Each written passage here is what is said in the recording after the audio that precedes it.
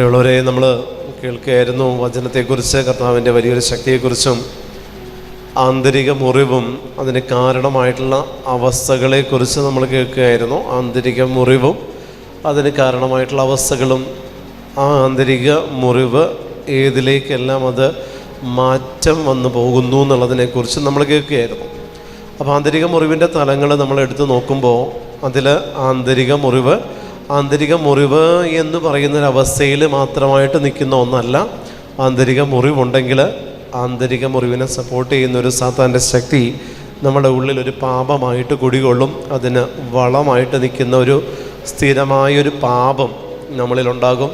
ഈ ഒരു വളം, ഈ ഒരു സ്ഥിരമായിട്ടുള്ള പാപത്തോടുകൂടെ നമ്മിൽ ഇത് ഏതെങ്കിലും ഒരു രീതിയിൽ ഇത് പുറത്ത് പ്രകടമാകുന്ന രീതിയിലുള്ള സ്വഭാവ വൈകല്യമായിട്ടോ അല്ലെങ്കിൽ ഏതെങ്കിലും തരത്തിലുള്ള രോഗങ്ങളായിട്ടോ നമ്മുടെ ശരീരമോ മനസ്സോ നമ്മുടെ പെരുമാറ്റമോ നമ്മൾ ഏതെങ്കിലും ഒന്ന് നമ്മളിൽ നിന്ന് എന്നിൽ ആന്തരിക മുറിവുണ്ട് എന്ന് മറ്റുള്ളവർ അറിയത്തക്ക രീതിയിൽ നമ്മുടെ പെരുമാറ്റത്തിൽ നമ്മൾ കാണിച്ചുകൊണ്ടിരിക്കും. അത് ബോധവും വിവേകവും ജ്ഞാനവും ദൈവത്തെ അറിയുന്ന വ്യക്തികളാണെങ്കിൽ മനസ്സിലാക്കും. എതിർവശത്ത് നിന്ന് വരുന്ന വ്യക്തിയുടെ അല്ല പ്രശ്നം, അവൻ്റെ ഉള്ളിലുള്ള ഒരു മുറിവാണ് അവനെ കൊണ്ട് അങ്ങനെ ചിന്തിപ്പിക്കുന്നത്, പറയിപ്പിക്കുന്നത്, പെരുമാറുള്ള സാഹചര്യം ഒരുക്കുന്നതെന്ന് ദൈവാനുഭവമുള്ള ഒരു വ്യക്തിക്ക് അറിയാൻ പറ്റും.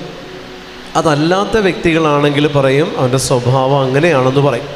അപ്പോൾ ആന്തരിക മുറിവ് എന്ന് പറയുന്ന അവസ്ഥ അത് സ്വഭാവത്തിലൂടെ പുറത്തു വരുന്നത് കൊണ്ട് ആന്തരിക മുറിവെന്ന് പറയുന്ന അവസ്ഥ, അത് ഞാൻ പറഞ്ഞില്ലേ, രോഗമായിട്ട് നമ്മുടെ ശരീരത്തിൽ നിന്ന് പുറത്തു വരുന്ന അവസ്ഥകളുമുണ്ട്.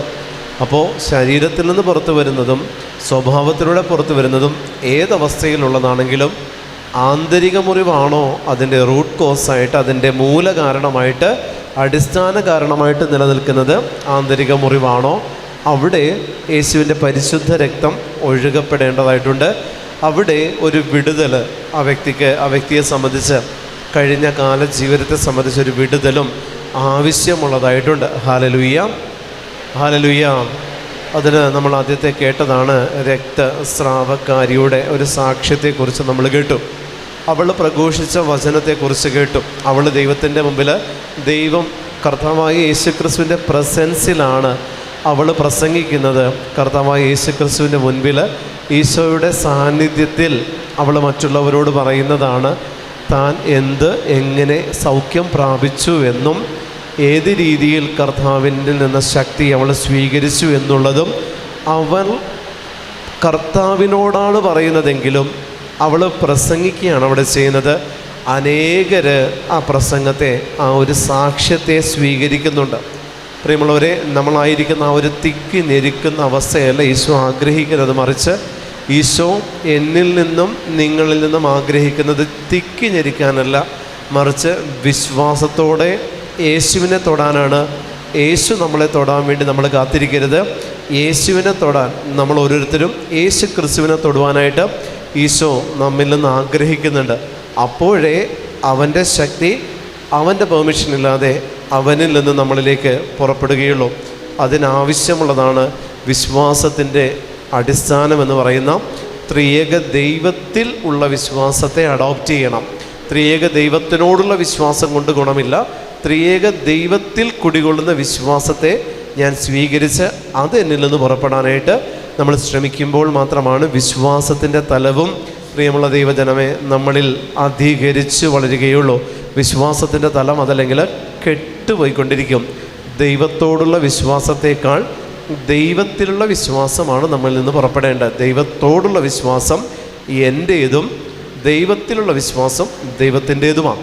അപ്പോൾ ദൈവത്തോടുള്ളതിനേക്കാൾ ദൈവത്തിലുള്ളതിന് നമ്മൾ കൂടുതൽ പ്രാധാന്യം കൊടുത്തുകൊണ്ട് മുന്നോട്ട് പോകുമെങ്കിൽ ആന്തരിക മുറിവുകൾക്ക് എതിരായിട്ട് നമ്മൾ പ്രവർത്തിക്കുന്ന, നമ്മൾ പ്രയോഗിക്കുന്ന ഒരു തരത്തിൽ അല്ലെങ്കിൽ മറ്റൊരു തരത്തിൽ പറഞ്ഞാൽ അതൊരു ഔഷധമാണ്, ഒരു സ്പിരിച്വൽ മെഡിസിനാണ് വിശ്വാസമെന്ന് പറയുന്നത്. വിശ്വാസത്തിൻ്റെ തലത്തിൽ നിന്നുകൊണ്ട് ഏതൊരു ആന്തരികമായിട്ടുള്ള അവസ്ഥകൾക്കുമേലും ഈ വിശ്വാസത്തിൻ്റെ ശക്തിയെ നമുക്ക് പ്രയോഗിക്കാനായിട്ട് സാധിക്കും. ഹല്ലേലൂയ, ഹല്ലേലൂയ, ഹല്ലേലൂയ, ഹല്ലേലൂയ, ഹല്ലേലൂയ. വീണ്ടും നമ്മൾ അടുത്ത വചനത്തിലേക്ക് പ്രവേശിക്കുമ്പോൾ ലൂക്കായുടെ തന്നെ സുവിശേഷം 7-ാം അധ്യായം നിങ്ങളടുത്ത്. ലൂക്കായുടെ സുവിശേഷം 7-ാം അധ്യായത്തിൻ്റെ 35 മുതലുള്ള തിരുവചനമാണ് നമ്മൾ വായിക്കുന്നത്. അതിൽ ഇപ്രകാരം 35, 36 മുതലുള്ള തിരുവചനമാണ് നമ്മൾ വായിക്കുന്നത്. അതിൽ പ്രകാരം നമ്മൾ വായിക്കുന്നു. അതിൻ്റെ തലക്കെട്ട് എന്ന് പറയുന്നത് പാപിനിക്ക് ലഭിക്കുന്ന മോചനത്തെക്കുറിച്ചാണ്. ഫരിസേയരിൽ ഒരുവൻ തന്നോടൊത്ത് ഭക്ഷണം കഴിക്കുവാൻ അവനെ ക്ഷണിച്ചു.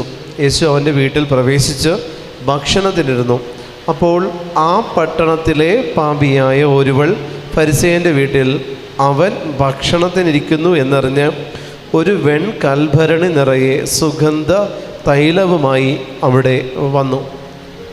പ്രിയമുള്ള ദൈവജനമേ, ക്രിസ്തുവിനോട് വിധേയപ്പെടുന്നവരല്ല ഫരിസേയരും നിയമജ്ഞരും. ക്രിസ്തുവിനോട് ചോദ്യം ചോദിച്ച് വാഗ്വാദത്തിൽ ഏർപ്പെട്ടിരുന്നവരാണ്. അപ്പോൾ അതേ ഫരിസേയരിൽ ഒരുവൻ്റെ വീട്ടിൽ ക്രിസ്തു ഭക്ഷണത്തിന് ക്ഷണിക്കപ്പെട്ടപ്പോൾ ക്ഷണിക്കപ്പെടാതെ ക്രിസ്തുവിനെ കാണാൻ, ഭക്ഷണം പ്രതീക്ഷിക്കാതെ ക്രിസ്തുവിനെ കാണാൻ എത്തിയവളാണ് പാപിനിയായ സ്ത്രീ, ആ പട്ടണത്തിലെ പാപിനിയായ സ്ത്രീ. പ്രിയമുള്ള ദൈവജനമേ, ഇതാണ് നമ്മളിൽ ഉണ്ടായിരിക്കേണ്ട മനോഭാവം. ക്രിസ്തുവിനെ പ്രതീക്ഷിച്ച് നമ്മൾ ചെല്ലേണ്ടത് ക്ഷണിക്കപ്പെട്ടിട്ടായിരിക്കരുത്. നമുക്കൊരു പേരുണ്ട്, നമുക്കൊരു തലക്കെട്ടുണ്ട്. ഇവളെ സംബന്ധിച്ച് അവളുടെ തലക്കെട്ടാണ് ആ പട്ടണത്തിലെ പാപിനിയായ സ്ത്രീ എന്നാണ് അവളുടെ തലക്കെട്ട്. ആ സമൂഹത്തിലല്ല, ആ പട്ടണത്തിലെ തന്നെ പാപിനിയായ സ്ത്രീയാണ് ക്രിസ്തു ഭക്ഷണത്തിനിരിക്കുന്നു എന്നറിഞ്ഞ് ക്രിസ്തുവിനെ പ്രതീക്ഷിച്ച് ചെല്ലുന്നത്. യേശുവിൻ്റെ അടുത്തേക്ക് നമ്മൾ ചെല്ലുമ്പോൾ നമ്മുടെ ആന്തരിക മുറിവുകളോ നമ്മുടെ ബാഹ്യമായിട്ടുള്ള അവസ്ഥകളോ ഭൗതികമായിട്ടുള്ള പ്രശ്നങ്ങളോ ജീവിത പ്രതികൂല സാഹചര്യങ്ങളോ എന്തു തന്നെയാണെങ്കിലും പ്രിയമുള്ളവരെ, അവിടെ വിളമ്പുന്നത് പ്രതീക്ഷിക്കുന്നതല്ല വിശ്വാസം എന്ന് പറയുന്നത്, മറിച്ച് അനുഭവമാണ് നമ്മൾ പ്രതീക്ഷിക്കേണ്ടത്. ക്രിസ്തു എനിക്ക് എൻ്റെ രോഗത്തിൽ, എൻ്റെ സമ്പത്തിൽ, എൻ്റെ ആവശ്യങ്ങളിൽ എന്ത് വിളമ്പുന്നു, ഇതനുസരിച്ചല്ല നമ്മുടെ വിശ്വാസത്തിൻ്റെ തലം മാറേണ്ടത്, മറിച്ച് ക്രിസ്തു തന്നെയായ അനുഗ്രഹത്തെ സ്വീകരിക്കുക എന്നുള്ളതാണ്. നമ്മൾ പ്രതീക്ഷിച്ച് ചെല്ലുന്നത് ക്രിസ്തു വിളമ്പുന്നത് സ്വീകരിക്കാനാണ്. ക്രിസ്തു വിളമ്പുന്നത് സ്വീകരിക്കാൻ യേശുവിൻ്റെ അടുത്ത് നമ്മൾ പോകേണ്ടതില്ല പ്രിയപ്പെട്ടവരെ. അവൻ ഓൾറെഡി അത് വിളമ്പിക്കഴിഞ്ഞു. നമ്മുടെ ഉള്ളിൽ അവൻ്റെ ആത്മാവിനെ അവൻ നിവേശിപ്പിച്ചിട്ടുണ്ടെങ്കിൽ അവന് വിളമ്പാവുന്നതിൽ വെച്ച് ഏറ്റവും മികച്ച വിഭവം നമ്മുടെ ഉള്ളിൽ അവൻ വിളമ്പിയിട്ടുണ്ട്. ഈ വിഭവത്തെ നമ്മൾ അനുഭവിക്കാതെ രുചിക്കാതെയാണ് വീണ്ടും ക്രിസ്തു മറ്റെന്തെങ്കിലും വിളമ്പും എന്നുള്ള ധാരണയിൽ ക്രിസ്തുവിനെ അന്വേഷിച്ച് നമ്മൾ പോകുന്നത്. ഇവിടെ പാപിനിയായ സ്ത്രീ ക്രിസ്തുവിനെ അന്വേഷിച്ച് പോകുന്നിടത്ത് അവളുടെ ലക്ഷ്യം അവളുടെ പാപ അവസ്ഥയിൽ നിന്നുള്ളൊരു വിടുതലും പാപങ്ങൾക്ക് പരിഹാരം ചെയ്യാൻ പാപമോചനമാകുന്ന ക്രിസ്തുവിൻ്റെ കാൽക്കഴിൽ അവളുടെ കാൽഭരണിയിലുള്ള എന്താ പറയുക സുഗന്ധ തൈലത്തെ പൂശാനായിട്ട് കർത്താവിൻ്റെ സന്നിധിയിൽ അവൾ ചെല്ലുക. പ്രിയമുള്ള ദൈവജനമേ, ഇവിടെയാണ് നമ്മളിലുള്ള ആന്തരിക തലത്തെ നമ്മൾ നോക്കിക്കാണേണ്ടത്. ആന്തരിക തലം അവളെ തന്നെ സ്വയം തിരിച്ചറിഞ്ഞൊരു കാര്യമുണ്ട്. താൻ പാപിനിയാണെന്നുള്ള വസ്തുത, സ്വയമേവ അവൾ തിരിച്ചറിഞ്ഞത് കൊണ്ട് അവൾ ചെന്നത് ക്രിസ്തുവിൻ്റെ കാൽച്ചുവട്ടിലേക്കാണ്. രക്തസ്രാവക്കാരി കടന്നു ചെന്നതും പാപിനി കടന്നു വരുന്നതും രണ്ട് ആംഗിളിലേക്കാണ്. രക്തസ്രാവക്കാരിയിലുണ്ടായിരുന്നത് പ്രിയപ്പെട്ട ദൈവജനമേ, അവളിലുണ്ടായിരുന്ന വിശ്വാസത്തിൻ്റെ തലം എന്ന് പറയുന്നത് ക്രിസ്തുവിനോട് ചോദിക്കാതെ ക്രിസ്തുവിൽ നിന്ന് അനുഗ്രഹം പ്രാപിച്ച് പോന്നവളാണ് രക്തസ്രാവക്കാരിയെങ്കിൽ, പാപിനിയായ സ്ത്രീയോട് ഈ വചനഭാഗത്തിൻ്റെ അവസാനം ക്രിസ്തു പറയുന്നൊരു കാര്യമുണ്ട്: നിന്റെ വിശ്വാസം നിന്നെ രക്ഷിച്ചിരിക്കുന്നു. ഹല്ലേലൂയ, ഹല്ലേലൂയ, ഹല്ലേലൂയ. നിന്റെ വിശ്വാസം നിന്നെ രക്ഷിച്ചു. നമ്മിൽ ഒരു വിശ്വാസത്തിൻ്റെ തലമുണ്ട്. നമ്മുടെ ഉള്ളിൽ ഒരു വിശ്വാസത്തിൻ്റെ തലമുണ്ട് പ്രിയപ്പെട്ടവരെ. ഈ വിശ്വാസത്തിൻ്റെ തലം പലപ്പോഴും ക്രിസ്തുവിൻ്റെ പാദാന്തികത്തിലേക്കുള്ള വിശ്വാസമായിരിക്കണം. ക്രിസ്തുവിൻ്റെ ശിരസ്സിനൊപ്പം എത്താനുള്ള വിശ്വാസമല്ല. ക്രിസ്തുവിൻ്റെ കാൽ ചുവട്ടിലായിരുന്നുകൊണ്ട് ക്രിസ്തു ശിഷ്യരുടെ പാദം കഴുകിയതുപോലെ തന്നെ പാപത്തിൻ്റെ കണ്ണുനീര് കൊണ്ട് പ്രിയപ്പെട്ട ദൈവജനമേ, ക്രിസ്തുവിൻ്റെ പാദം കഴുകുന്നിടത്ത് നമ്മിലുള്ള വിശ്വാസം ഒരു പരിധിവരെ നമുക്ക് ഉപകരിക്കും. അതല്ലാത്ത പക്ഷം നമ്മുടെ വിശ്വാസം കൊണ്ട് ഒന്നും നമുക്ക് നേടിയെടുക്കാനായിട്ട് സാധിക്കില്ല. ഇവിടെ ഈ പാപിനിയായ സ്ത്രീക്ക് കർത്താവായ ദൈവം അവളുടെ പാപങ്ങൾ ക്ഷമിക്കപ്പെട്ടിരിക്കുന്നു എന്ന് പറയുന്ന ഏറ്റവും വലിയ വിടുതൽ കർത്താവ് ആ മകൾക്ക് കൊടുക്കാൻ കാരണം അവൾ തേടിപ്പോയത് കർത്താവിൻ്റെ കർത്താവിൻ്റെ കാൽച്ചുവടാ. അവിടെ നിന്നൊന്നും കിട്ടാനില്ല, അവിടെയെല്ലാം സമർപ്പിക്കാനേ ഉള്ളൂ. Hallelujah, hallelujah. കർത്താവിൻ്റെ കാൽച്ചുവടിൻ്റെ പ്രത്യേകത അവിടെ നിന്നൊന്നും കിട്ടത്തില്ല, അവിടെയെല്ലാം ഉപേക്ഷിക്കാനേ പറ്റുകയുള്ളൂ. ബാക്കിയുള്ളതെല്ലാം കർത്താവിൻ്റെ കരങ്ങളും ശിരസ്സും കർത്താവിൻ്റെതെല്ലാം കർത്താവിൽ നിന്ന് പുറപ്പെടുന്നത് നോക്കുമ്പോൾ കർത്താവിൻ്റെ കരങ്ങളിലേക്കും പഞ്ചേന്ദ്രിയങ്ങളിലേക്കും ഒക്കെ നമ്മളെ ശ്രദ്ധ ചെല്ലും. പക്ഷേ കാൽച്ചുവട്ടിലേക്ക് ചെല്ലണമെങ്കിൽ സമർപ്പണം മാത്രമാണ് ഉദ്ദേശം. സമർപ്പിക്കാനുള്ളത് നീതിമാനല്ല, മറിച്ച് പാപിനിക്കും പാപ അവസ്ഥയിലായിരിക്കുന്നവർക്കുമേ സമർപ്പിക്കാനുള്ളൂ. അവിടെ സമർപ്പിക്കുന്നതിനോടൊപ്പം തന്നെ വിശുദ്ധീകരിക്കുകയാണ് ആ പാപിനി അവിടെ ചെയ്യുന്നത്. ക്രിസ്തുവിൻ്റെ പാദമാണ് അവൾ തൈലം കൊണ്ട് കഴുകുന്നതെങ്കിലും വിശുദ്ധീകരിക്കപ്പെടുന്നത് താൻ തന്നെയാണ് എന്നുള്ള വസ്തുത അവൾക്കറിയാം. ഇത് തന്നെയാണ് യേശുവിൻ്റെ നാമത്തിൽ യേശുവിലേക്ക് കടന്നെടുക്കുന്ന ഞാനും നിങ്ങളും ചെയ്യേണ്ടത്. കർത്താവിനെയാണ് നമ്മൾ കഴുകുന്നതെങ്കിലും കഴുകപ്പെടുന്നത് നമ്മൾ തന്നെയാണ്. നമ്മുടെ അന്തരാത്മാവാണ്, നമ്മുടെ ആന്തരിക നയനങ്ങളാണ്, ആന്തരികമായിട്ടുള്ള കാതുകളാണ്, ആന്തരികമായിട്ടുള്ള പഞ്ചേന്ദ്രിയങ്ങളാണ് വിശുദ്ധീകരിക്കപ്പെടുന്നത്. സമർപ്പിക്കുന്നതനുസരിച്ച് വിശുദ്ധീകരിക്കപ്പെടും. സമർപ്പിക്കുന്നത് എപ്പോഴും കാൽച്ചുവട്ടിലായിരിക്കണം. ശ്രേഷ്ഠമായിട്ടുള്ളതിലേക്കല്ല നിങ്ങളുടെ ദൃഷ്ടി ചെല്ലേണ്ടത്, മറിച്ച് നമ്മുടെ അവസ്ഥ മനസ്സിലാക്കി ക്രിസ്തുവിനെ സമീപിക്കാനായിട്ട് പാപിനിയാണ് നമ്മെ പഠിപ്പിച്ചത്. നമ്മുടെ അവസ്ഥ മനസ്സിലാക്കി യേശുവിലേക്ക് ചെല്ലേണ്ട അത് എങ്ങനെയെന്നുള്ളത് പാപിനി നമുക്ക് കാണിച്ചു തരുന്നുണ്ട്. അവൾ കടന്നു ചെന്നത് ക്രിസ്തുവിൽ നിന്നുള്ള അനുഗ്രഹം പ്രാപിക്കാനല്ല, കാരണം താൻ ആ പട്ടണത്തിലെ പാപിനിയാണ്. അതുകൊണ്ട് പ്രത്യേകിച്ചൊന്നും കിട്ടാനില്ല. ചിലപ്പോൾ വഴക്ക് പറയുമായിരിക്കും, ചിലപ്പോൾ ദേഷ്യപ്പെടുമായിരിക്കും, കർത്താവിൽ നിന്ന് കുറ്റപ്പെടുത്തലുകൾ കേൾക്കുമായിരിക്കും. അതുകൊണ്ട് അവൾ ശിരസ് നമിക്കത്തക്ക രീതിയിൽ ക്രിസ്തുവിൻ്റെ പാദാന്തികത്തിലിരിക്കുന്നു. ശിരസ് കുനിയണം, അത്രത്തോളം അവൾ വളയണം, അത്രത്തോളം കർത്താവിൻ്റെ കാൽച്ചുവട്ടിലേക്ക് അവളുടെ മൊത്തം ശരീരം ചുരുങ്ങണം. എങ്കിൽ മാത്രമേ അവൾക്ക് കർത്താവിൻ്റെ പാദം കഴുകാൻ പറ്റുകയുള്ളൂ. എങ്കിൽ പ്രിയമുള്ളവരെ, ഇതാണ് നമ്മളിലുള്ള പാപം നമ്മളെക്കുറിച്ചൊരു ബോധ്യം നമുക്ക് തരുമ്പോൾ പ്രിയമുള്ളവരെ, നമ്മൾ ക്രിസ്തുവിനെ സമീപിക്കേണ്ട രീതി പാദാന്തികത്തിലേക്കായിരിക്കണം. ഞാൻ പറഞ്ഞില്ലേ, ചില ആന്തരിക മുറിവുകൾ നമ്മൾ നിത്യമായിട്ടും ഒരു പാപാവസ്ഥയിൽ നിലനിർത്തുന്നതുണ്ട്. ആന്തരിക മുറിവ് നമ്മുടെ ഉള്ളിലുണ്ടെങ്കിൽ ഈ ആന്തരിക മുറിവിനെ സപ്പോർട്ട് ചെയ്യുന്ന ഒരു ക്യാരക്ടർ, അതാണ് അതിനോട് ചേർന്ന് നിൽക്കുന്നൊരു പാപം. അതിനോട് ചേർന്ന് നിൽക്കുന്ന ഒരു പാപ അവസ്ഥയുണ്ട്. ഇത് ഏത് സമയത്ത് വന്നാലും ഏത് സാഹചര്യം കിട്ടിയാലും ഈ ഒരു പാപാവസ്ഥ, എന്നാൽ എല്ലാ പാപങ്ങളും ചെയ്യത്തുമില്ല. ഒരു പ്രത്യേക അഡിക്ഷൻ നമ്മുടെ ലൈഫിൽ ഈ ആന്തരിക മുറിവുള്ള വ്യക്തിക്കുണ്ടാകും. ആ ഒരു അഡിക്ഷൻ അനുസരിച്ച് ആ ഒരു വ്യക്തി ആ ഒരു പെർട്ടിക്കുലർ പാപത്തിൽ അഡിക്റ്റഡ് ആയിരിക്കുള്ളൂ. ആ പാപ സാഹചര്യത്തെ ഒരിക്കലും ഓവർകം ചെയ്യാൻ ഈ ആന്തരിക മുറിവുള്ള വ്യക്തികൾക്ക് സാധിക്കത്തില്ല. ഒരാ പാപത്തിൽ നേരെ കൂപ്പുകുത്തി വീഴാറേ ഉള്ളൂ. അവർക്കതിൽ നിന്ന് പുറത്തു വരണമെന്നുള്ളത് അവരുടെ ആഗ്രഹമാണ്. പക്ഷേ അതിന് വേണ്ടിയിട്ടൊരു ഒരു സ്റ്റെപ്പ് വയ്ക്കാനായിട്ട് അവരെ കൊണ്ട് പറ്റാത്ത തരത്തിൽ അവർ ആ പാപത്തിൽ തന്നെ നിലനിൽക്കും.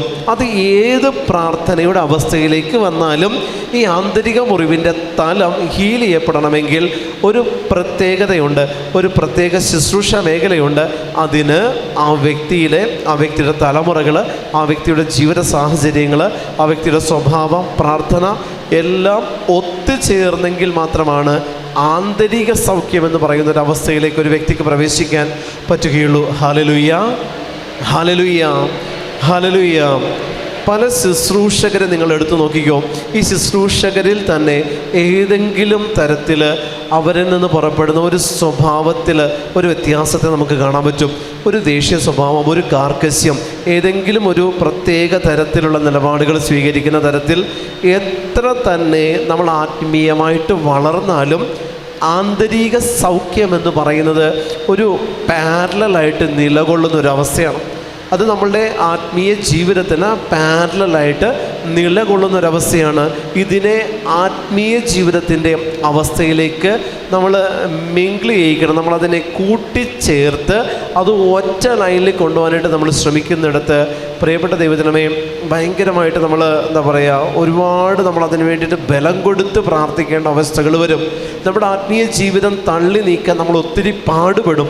ആന്തരിക മുറിവുള്ള വ്യക്തികളാണെങ്കിൽ ആത്മീയ ജീവിതത്തെ കർത്താവ് ആഗ്രഹിക്കുന്ന രീതിയിൽ മുന്നോട്ട് കൊണ്ടുപോകാൻ നമ്മൾ ഒത്തിരി സ്ട്രഗിൾ ചെയ്യും. നമ്മുടെ ജീവിതത്തിൽ, പ്രാർത്ഥനാ ജീവിതത്തിൽ നിലനിൽക്കാനായിട്ട് ഒത്തിരി സ്ട്രഗിൾ ചെയ്യും. ആന്തരിക മുറിവുള്ള വ്യക്തികൾക്ക് ക്രിസ്തു ഏക രക്ഷകൻ എന്നുള്ള വിശ്വാസത്തിൻ്റെ തലത്തിലേക്ക് പ്രവേശിക്കാൻ അവരൊത്തിരി സ്ട്രഗിൾ ചെയ്യും, അവരൊത്തിരി ആഗ്രഹിക്കും, പക്ഷെ പറ്റത്തില്ല. അങ്ങനെ വരുമ്പോൾ ഇത്തരത്തിലുള്ള അരൂപിയുടെ പ്രവർത്തനങ്ങൾ നമ്മുടെ ഉള്ളിൻ്റെ ഉള്ളിലുണ്ടെങ്കിൽ, പ്രിയമുള്ള ദൈവജനമേ, അതൊരു പാപമായിട്ട് നമ്മളിൽ നിലനിൽക്കുന്നുണ്ടെങ്കിൽ, ഇങ്ങനെയുള്ള അവസരങ്ങളിലെല്ലാം നമ്മൾ യേശുവിൽ നിന്ന് കാര്യങ്ങൾ നേടിയെടുക്കാൻ വേണ്ടി പ്രാർത്ഥിച്ചാൽ അവിടെ അത് വിലപ്പോകണമെന്നില്ല. ഹല്ലേലൂയ, ഹല്ലേലൂയ. അഭിഷേകത്തോടെ ഹല്ലേലൂയ. വലതുകരമുയർത്തി എന്ന് പറഞ്ഞ് ഹല്ലേലൂയ. അപ്പോൾ അതവിടെ വിലപ്പോകണമെന്നില്ല പ്രിയപ്പെട്ടവരെ. അത് വിലപ്പോകാത്തിടത്ത് നമ്മൾ ചെല്ലേണ്ടത് കർത്താവിൻ്റെ പാദാന്തികത്തിലേക്കാണ്. ഒരാന്തരിക സൗഖ്യ ധ്യാനത്തിലേക്ക് നിങ്ങൾ കടന്നു വരുമ്പോൾ ആന്തരികമായിട്ടൊരു വിടുതൽ നിങ്ങൾ ആഗ്രഹിക്കുന്നവരാണ്. അപ്പോൾ ആന്തരികമായിട്ടൊരു മുറിവുണ്ടെന്ന് നിങ്ങൾ ഉറപ്പിച്ചു വന്നിരിക്കുന്നവരാണെങ്കിൽ നമ്മൾ ചെല്ലേണ്ടത് ക്രിസ്തുവിൻ്റെ പാദാന്തികത്തിലേക്കാണ്. കർത്താവിൻ്റെ കാൽ ചുവട്ടിലേക്ക് ചൊല്ലാനുള്ളൊരു വിളിയാണ് ആന്തരിക മുറിവിലൂടെ ദൈവമായ കർത്താവ് എനിക്കും നിങ്ങൾക്കും തരുന്നത്. Hallelujah, hallelujah. ആന്തരിക മുറിവ് ഒരു പരിധിവരെ ഒരു കോളാണത്. തമ്പുരാൻ്റെ പക്കൽ നിന്ന് നമ്മളിലേക്കുള്ളൊരു കോളാണ് ഒരു പരിധിവരെ ആന്തരിക മുറിവ്. കാരണം ഇത് ദൈവത്തിലേക്ക് നമ്മൾ ഏൽപ്പിക്കാൻ വേണ്ടി ചെല്ലുമ്പോൾ, ദൈവത്തിലേക്ക് നമ്മൾ സമർപ്പിക്കാൻ ചെല്ലുമ്പോൾ നിരവധിയായിട്ട് വർഷങ്ങളായിട്ട് കെട്ടപ്പെട്ട് കിടക്കുന്ന അനേകം കാര്യങ്ങളിലേക്കാണ് കർത്താവിൻ്റെ വിടുതലും സൗഖ്യവും കൃപകളും കുത്തി ഒഴുകുന്നത്. പ്രിയപ്പെട്ടവരെ, വർഷങ്ങളായിട്ട് കെട്ടപ്പെട്ട് കിടക്കുന്ന കുറേ മേഖലകൾ ഓപ്പൺ ചെയ്ത് കിട്ടണമെങ്കിൽ ആന്തരിക സൗഖ്യമെന്ന് പറയുന്ന ആ ഒരു കീ നമ്മൾ ഉപയോഗിക്കേണ്ടതായിട്ടുണ്ട്. അതിട്ട് ഓപ്പൺ ചെയ്യേണ്ടതായിട്ടുണ്ട്. ചില മേഖലകളിലെല്ലാം നമ്മൾ എത്ര പ്രാർത്ഥിച്ചിട്ടും ചില നിയോഗങ്ങളിൽ ദൈവത്തിൻ്റെ ഇടപെടൽ ഉണ്ടാകുന്നില്ല. വർഷങ്ങളായി പ്രാർത്ഥിച്ചിട്ടും ചില കാര്യങ്ങൾ നടക്കുന്നില്ല. വർഷങ്ങളായിട്ട് എനിക്ക് പ്രാർത്ഥനാ ജീവിതത്തിലൊന്ന് മെച്ചപ്പെടണമെന്ന് വിചാരിച്ചിട്ട് നിലവിലുള്ള അവസ്ഥയിൽ തന്നെ ഞാനിങ്ങനെ പോയിക്കൊണ്ടിരിക്കുകയാണ്. എൻ്റെ ഗ്രാഫ് ഒന്ന് ഉയരുന്നില്ലെങ്കിൽ അതിന് കാരണം ഇത്തരത്തിൽ നമ്മിൽ പ്രവർത്തിക്കുന്ന ഒരു ആന്തരിക മുറിവിൻ്റെ സ്വാധീനം നമ്മുടെ ഉള്ളിൻ്റെ ഉള്ളിലുണ്ടെങ്കിൽ പ്രാർത്ഥനയിൽ നമുക്ക് മെച്ചപ്പെടാൻ പറ്റില്ല. എന്നും നമ്മളൊരു പ്രാർത്ഥിക്കുന്ന വ്യക്തിയായിട്ട് നിലകൊള്ളുകയുള്ളൂ. നമ്മൾ പ്രാർത്ഥിക്കുന്ന വ്യക്തിയിൽ നിന്ന് പ്രാർത്ഥിപ്പിക്കുന്ന വ്യക്തിയായിട്ട് മാറണം. പ്രാർത്ഥിക്കുന്ന വ്യക്തിയിൽ നിന്ന് പ്രാർത്ഥിപ്പിക്കുന്ന വ്യക്തിയായിട്ട് നമ്മൾ മാറാത്തതിന് കാരണം ഇത്തരത്തിൽ ഒരാന്തരിക മുറിവിൻ്റെ സ്വാധീനം നമ്മുടെ ഉള്ളിൻ്റെ ഉള്ളിലുണ്ട് എന്നുണ്ടെങ്കിൽ അത് നമ്മളെ പലപ്പോഴും ആത്മീയ ജീവിതത്തിൽ പുറകോട്ട് വലിക്കുന്ന ഒരു ചങ്ങലയായിട്ട് അത് നിലകൊള്ളും. അതിനെ ബ്രേക്ക് ചെയ്യണം. അതിനെ ബ്രേക്ക് ചെയ്യാനായിട്ടാണ് ഞാൻ പറഞ്ഞു, യേശു കർത്താവിൻ്റെ തിരുരക്തത്തിന് അതിനുള്ള ശക്തിയുണ്ട്. ഹല്ലേലൂയ, ഹല്ലേലൂയ, ഹല്ലേലൂയ. യേശു കർത്താവിൻ്റെ തിരുരക്തത്തിന് അതിനുള്ള ശക്തിയുണ്ട്. ഇത് ഒരു തരത്തിൽ അല്ലെങ്കിൽ മറ്റൊരു തരത്തിൽ നമ്മളിൽ പ്രവർത്തിക്കുന്നുണ്ട്. നമ്മുടെ ഉള്ളിൻ്റെ ഉള്ളിൽ പ്രവർത്തിക്കുന്ന പല ദുസ്വഭാവങ്ങൾ, നമ്മുടെ ഉള്ളിൻ്റെ ഉള്ളിൽ സ്വഭാവമായിട്ട് കുടികൊള്ളുന്ന പല എന്താ പറയുക, ദൈവം ആഗ്രഹിക്കാത്ത പല പ്രവർത്തനങ്ങൾ അല്ലെങ്കിൽ പല രീതികൾ നമ്മുടെ ഉള്ളിൻ്റെ ഉള്ളിലുണ്ട്. പക്ഷേ മറ്റുള്ളവർ നമ്മളെ കാണുമ്പോൾ കാണുന്നത് നമ്മുടെ പ്രാർത്ഥനയും പള്ളിയിൽ പോകുന്ന, പള്ളിയിലായിരിക്കുന്ന, പ്രാർത്ഥിക്കാനിരിക്കുന്ന ഒരു വ്യക്തി എന്ന് പറയുന്ന ഒരു രൂപത്തെയാണ് അവർ കാണുന്നത്. പക്ഷേ ഈ ആന്തരിക മുറിവ് ആ വ്യക്തിയിൽ തന്നെ പലപ്പോഴും കീറാമുട്ടിയായിട്ട് നിലകൊള്ളുന്ന ഒരവസ്ഥയുണ്ട്. കാരണം ചില വ്യക്തികൾ ആന്തരിക മുറിവാണെന്ന് അറിഞ്ഞു കഴിഞ്ഞാൽ പിന്നീട് അതിനെതിരെയുള്ള പ്രാർത്ഥനാ രീതികൾ ആരംഭിക്കുന്ന കുറേ വ്യക്തികളുണ്ട്. ആന്തരിക മുറിവാണ്, വെളിപ്പെട്ട് കിട്ടി, അല്ലെങ്കിൽ ശുശ്രൂഷകൻ പറഞ്ഞു, അല്ലെങ്കിൽ എവിടെയെങ്കിലും ഒരു ഗിഫ്റ്റഡ് കൗൺസിലിംഗ് നിന്നപ്പോൾ അവിടുത്തെ കൗൺസിലർ എന്നോട് പറഞ്ഞു, നിൻ്റെ ഈ ഒരു അവസ്ഥയ്ക്ക് കാരണം ആന്തരിക മുറിവാണ്. ഈ ഒരു ആന്തരിക മുറിവാണെന്ന് എനിക്ക് വെളിപ്പെട്ട് കിട്ടിക്കഴിഞ്ഞാൽ പിന്നീട് അങ്ങോട്ട് അത് ഹീൽ ചെയ്യപ്പെട്ടു എന്നുള്ളതിന് ഒരു വശമുണ്ട്. കാരണം പിന്നീട് അങ്ങോട്ട് നമ്മൾ ഓരോ ആ ആന്തരിക മുറിവ് അതുവരെ നമ്മളെ നയിച്ച വഴി ആ ആന്തരിക മുറിവിലൂടെ നമ്മൾ കടന്നുപോയ വഴിയിൽ നമ്മളൊന്ന് സ്റ്റോപ്പ് ചെയ്യും, നമ്മളൊന്ന് നിന്നിട്ട് നമ്മളൊന്ന് ചിന്തിക്കും, അന്ന് പറഞ്ഞല്ലോ എൻ്റെ ആന്തരിക മുറിവാണെന്ന്, അതുകൊണ്ടായിരിക്കും ഞാൻ ഇത്രയും ദേഷ്യം, അതുകൊണ്ടായിരിക്കും എൻ്റെ സ്വഭാവത്തിൽ ഇങ്ങനെ ഒരു പ്രശ്നം, അതുകൊണ്ടായിരിക്കും ഞാൻ ഈ പാപത്തിലേക്ക് പോകാനായിട്ട് എനിക്കൊരു ടെൻഡൻസി. ഇങ്ങനെ ഒന്ന് ചിന്തിക്കാൻ ദൈവം നിങ്ങൾക്കൊരു തുറവി തന്നു കഴിഞ്ഞിട്ടുണ്ടെങ്കിൽ അതിനർത്ഥം നിങ്ങളിലുള്ള ആന്തരിക മുറിവ് ഉണങ്ങി തുടങ്ങി എന്നുള്ളതാണ്. Hallelujah, hallelujah. ഞാൻ പറഞ്ഞില്ലേ, ധ്യാനങ്ങളും ധ്യാന കേന്ദ്രങ്ങളും വരുന്നതിന് മുൻപും ആന്തരിക മുറിവുണ്ട്. പക്ഷേ ആന്തരിക മുറിവ് സുഖപ്പെടാനായിട്ട് കുടുംബങ്ങൾ തന്നെയാണ് അതിനുള്ള വഴി തുറന്നു കൊടുത്തുകൊണ്ടിരുന്നത്. കുടുംബ പ്രാർത്ഥനകളിലൂടെയും കൃത്യമായ പ്രാർത്ഥനാ ജീവിതത്തിലൂടെയും അതെല്ലാം ഹീൽ ചെയ്യപ്പെട്ടിട്ടുണ്ട് ആ കാലഘട്ടത്തിലും. ഈ ഒരു ധ്യാനങ്ങളില്ലാത്ത സമയത്തും ഈ ആന്തരിക മുറിവുകൾ സൗഖ്യമാക്കപ്പെട്ടിട്ടുണ്ടെങ്കിൽ ആന്തരിക മുറിവ് എന്ന് പറയുന്ന അവസ്ഥയ്ക്ക് ആവശ്യമായിട്ടുള്ള ഔഷധം നമ്മുടെ ഉള്ളിൻ്റെ ഉള്ളിൽ തന്നെയുണ്ട്. ആന്തരിക മുറിവ് മനസ്സിനാണെങ്കിൽ ഔഷധവുമായിട്ടാണ് മനസ്സിലേക്ക് എത്തുന്നത് ആത്മാവും ഹൃദയവുമാണ്. ആന്തരിക മുറിവ് മനസ്സിനാണെങ്കിൽ ഈ മനസ്സിനെ സുഖപ്പെടുത്തുന്ന ഔഷധം നമ്മുടെ ഉള്ളിലുള്ള ദൈവത്തിൻ്റെ ആത്മാവ് അതിലേക്ക് പകർന്നു തരുന്നുണ്ട്. അതിനെ സ്വീകരിച്ചാൽ നിങ്ങൾക്ക് ആന്തരിക മുറിവിനെ സുഖപ്പെടുത്താനായിട്ട് സാധിക്കും. ഹല്ലേലൂയ. അഭിഷേകത്തോടെ ഹല്ലേലൂയ, വിശ്വാസത്തോടെ ഹല്ലേലൂയ, പ്രത്യാശയോടെ ഹല്ലേലൂയ, ഹല്ലേലൂയ, ഹല്ലേലൂയ, ഹല്ലേലൂയ, ഹല്ലേലൂയ. ഒരു വെൺകൽഭരണി നിറയെ സുഗന്ധ തൈലവുമായി അവിടെ വന്നു. അവൾ അവൻ്റെ പിന്നിൽ പാദത്തിനരികെ കരഞ്ഞുകൊണ്ട് നിന്നു. കണ്ണുനീര് കൊണ്ട് അവൾ അവൻ്റെ പാദങ്ങൾ കഴുകുകയും തലമുടി കൊണ്ട് തുടയ്ക്കുകയും ചുംബിക്കുകയും സുഗന്ധ തൈലം പൂശുകയും ചെയ്തു. പ്രിയമുള്ള ദൈവജനമേ, അവളുടെ ശരീരത്തിൽ നിന്ന് പുറപ്പെട്ടത് കൊണ്ട് കർത്താവിനെ ആരാധിക്കുന്നവളാണ്. അവളുടെ ശരീരത്തിൽ നിന്ന് അവളുടെ അന്തരാത്മാവിൽ നിന്ന് പുറപ്പെടുന്നത് എന്താണോ അതാണ് അവളുടെ കണ്ണ് കഥയായി പറഞ്ഞത്. അവളുടെ കണ്ണിൽ നിന്നൊഴുകിയ കണ്ണുനീര് കർത്താവിൻ്റെ പാദത്തിലേക്കാണ്. ഞാൻ പറഞ്ഞില്ലേ, സമർപ്പണമാണ് കാൽച്ചുവടിൻ്റെ ലക്ഷ്യം. കാൽച്ചുവട് ലക്ഷ്യമാക്കി പോകുന്നുണ്ടോ അവിടെ ഒറ്റൊരു ഉദ്ദേശമേ ഉള്ളൂ, സമർപ്പണമാണ്, ഏറ്റുപറച്ചിലാണ്, മാപ്പ് പറയലാണ്. അവിടെ കർത്താവിൻ്റെ കാൽപാദത്തിൽ ചെന്ന് അവിടെയും അവളും പിന്നിലൂടെ ചെന്ന് കർത്താവിൻ്റെ പാദാന്തികത്തിലിരുന്ന് കണ്ണുനീര് കൊണ്ട് അവൻ്റെ കാല് കഴുകി എന്ന് പറയുന്നു. കണ്ണുനീര് കൊണ്ട് അവൻ്റെ കാല് കഴുകി, തലമുടി കൊണ്ട് അവൻ്റെ പാദം തുടച്ചു. പ്രിയപ്പെട്ടവരെ, അവൾ ചുംബിച്ചു കാല് എന്ന് വചനം എഴുതി വച്ചിരിക്കുന്നു. ഇത്രത്തോളം അവളിലുണ്ടായിരുന്ന പാപ അവസ്ഥകളാകുന്ന അവളുടെ ആന്തരിക അവസ്ഥകളെ അവൾ ദൈവത്തിൻ്റെ മുമ്പിൽ തുറന്ന് കാണിക്കാനായിട്ട് അവൾ ഉപയോഗിച്ച വഴി കർത്താവിൻ്റെ അടുത്ത് ചെന്നിട്ട് അവളുടെ അവസ്ഥകൾ അവൾ അവനോട് ഏറ്റുപറയുന്നില്ല, മറിച്ച് അവളിലുള്ള അവസ്ഥകൾ, ഞാൻ പറഞ്ഞില്ലേ, ആന്തരിക മുറിവ് എവിടെയാണോ മാനിഫെസ്റ്റ് ചെയ്തിരിക്കുന്നത് ആ അവസ്ഥകളെ അവൾ അവൻ്റെ മുൻപിൽ തുറന്നു കാട്ടി എന്നുള്ളതേ ഉള്ളൂ.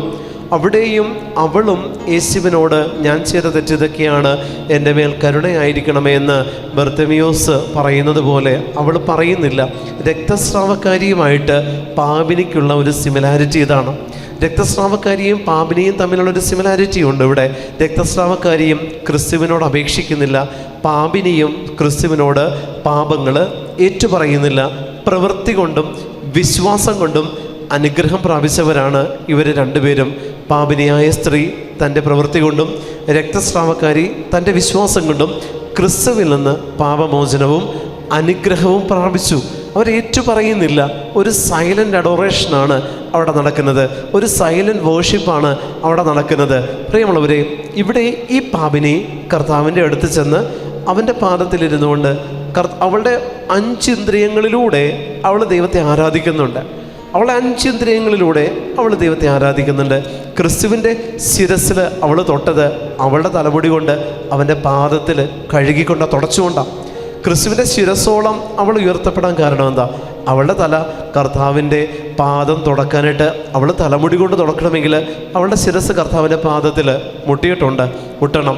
അത്രത്തോളം അവൾ വളഞ്ഞ് കർത്താവിൻ്റെ അടുത്ത് എത്തിയിട്ടുണ്ടെങ്കിൽ യേശുവിനോളം അവൾ ഉയർത്തപ്പെടുകയാണ് ചെയ്യുന്നത്. നല്ല കള്ളനോളം അവൾ ഉയർത്തപ്പെടുകയാണ് ചെയ്യുന്നത്. അവിടെ നല്ല കള്ളൻ ഏറ്റു പറഞ്ഞു, എൻ്റെ പാപങ്ങൾ മറന്നുകൊണ്ട് നിൻ്റെ രാജ്യത്ത് പ്രവേശിക്കുമ്പോൾ നീ എന്നെ ഓർക്കണമെന്ന് പറഞ്ഞ നല്ല കള്ളൻ്റെ മറ്റൊരു വശമാണ് പാപിനിയായ സ്ത്രീ. കർത്താവ് അവളെ വിലക്കുന്നില്ല, കർത്താവ് അവളെ കുറ്റം വിധിക്കുന്നില്ല. വ്യഭിചാരത്തിൽ പിടിക്കപ്പെട്ടപ്പോഴും ഈശോ കുറ്റം വിധിച്ചില്ല. കർത്താവ് എന്താ പറഞ്ഞത്? ആരും നിന്നെ വിധിച്ചില്ല എന്ന് ചോദിച്ച ദൈവമാ.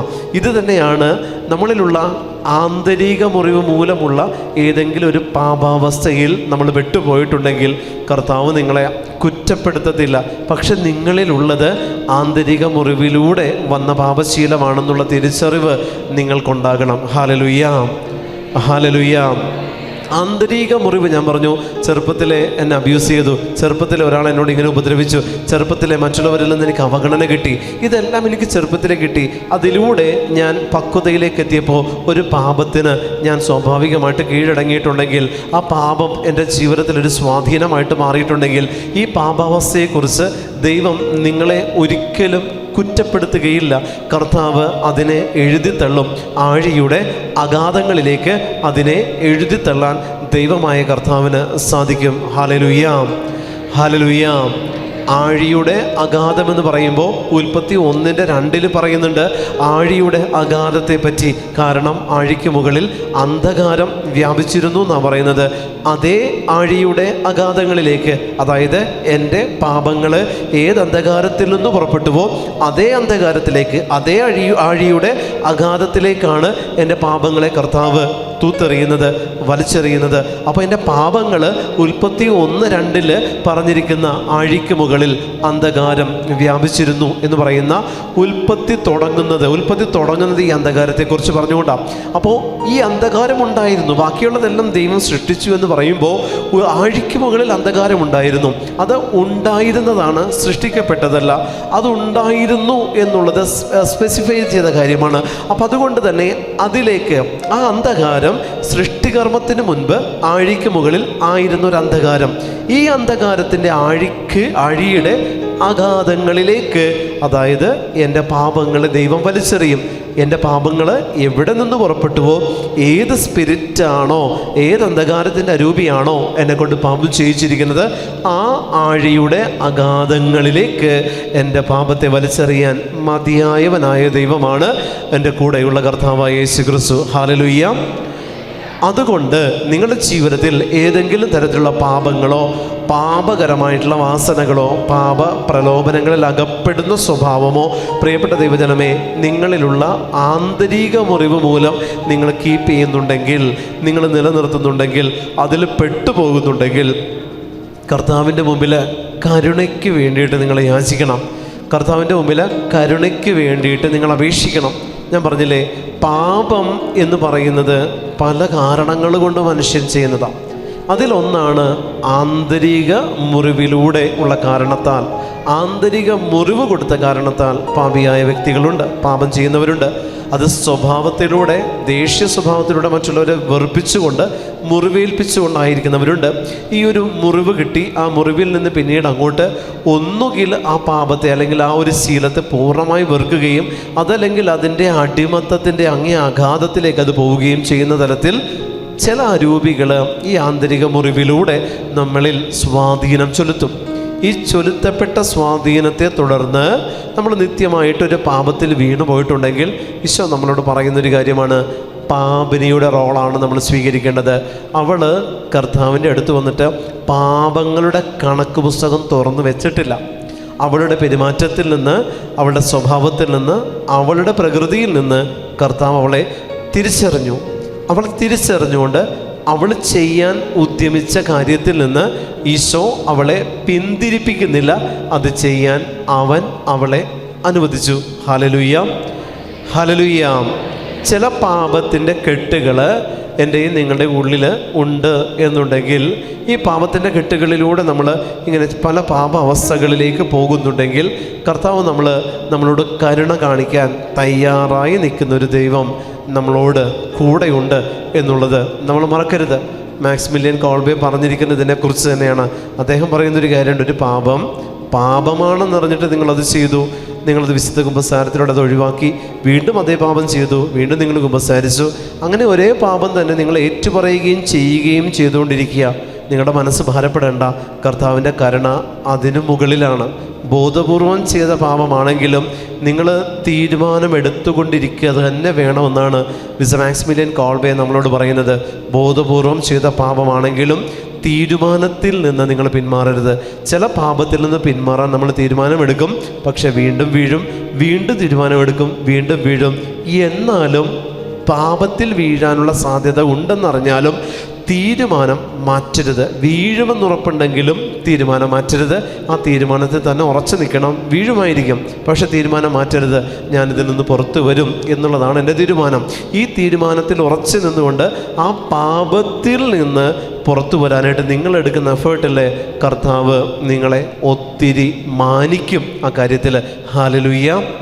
അഭിഷേകത്തോടെ ഹല്ലേലൂയ, ഹല്ലേലൂയ, ഹല്ലേലൂയ, ഹല്ലേലൂയ, ഹല്ലേലൂയ, ഹല്ലേലൂയ, ഹല്ലേലൂയ. ആ ഫരിസേയൻ ഇത് കണ്ട് യേശുവിനോട് സ്വഗതമായി പറഞ്ഞു, ഇവൻ പ്രവാചകനാണെങ്കിൽ തന്നെ സ്പർശിക്കുന്ന സ്ത്രീ ആരെന്നും ഏത് തരക്കാരി എന്നും അറിയുമായിരുന്നു. ഇവളൊരു പാപിനി ആണല്ലോ. സ്വഗതമായി അവൻ തന്നോട് തന്നെ പറയുന്നുണ്ട്. അതായത് ക്രിസ്തുവിനെ വിരുന്നിന് വിളിച്ചവനാണ് സ്വഗതമായി ക്രിസ്തുവിനെ കുറ്റപ്പെടുത്തുന്നത്. ഹല്ലേലൂയ, ഹല്ലേലൂയ, ഹല്ലേലൂയ, ഹല്ലേലൂയ. ഇതാണ് യേശുവിനെ സ്വീകരിക്കുന്നതും യേശുവിലേക്ക് ചെല്ലുന്നതിലും തമ്മിലുള്ള വ്യത്യാസമെന്ന് പറയുന്നത്.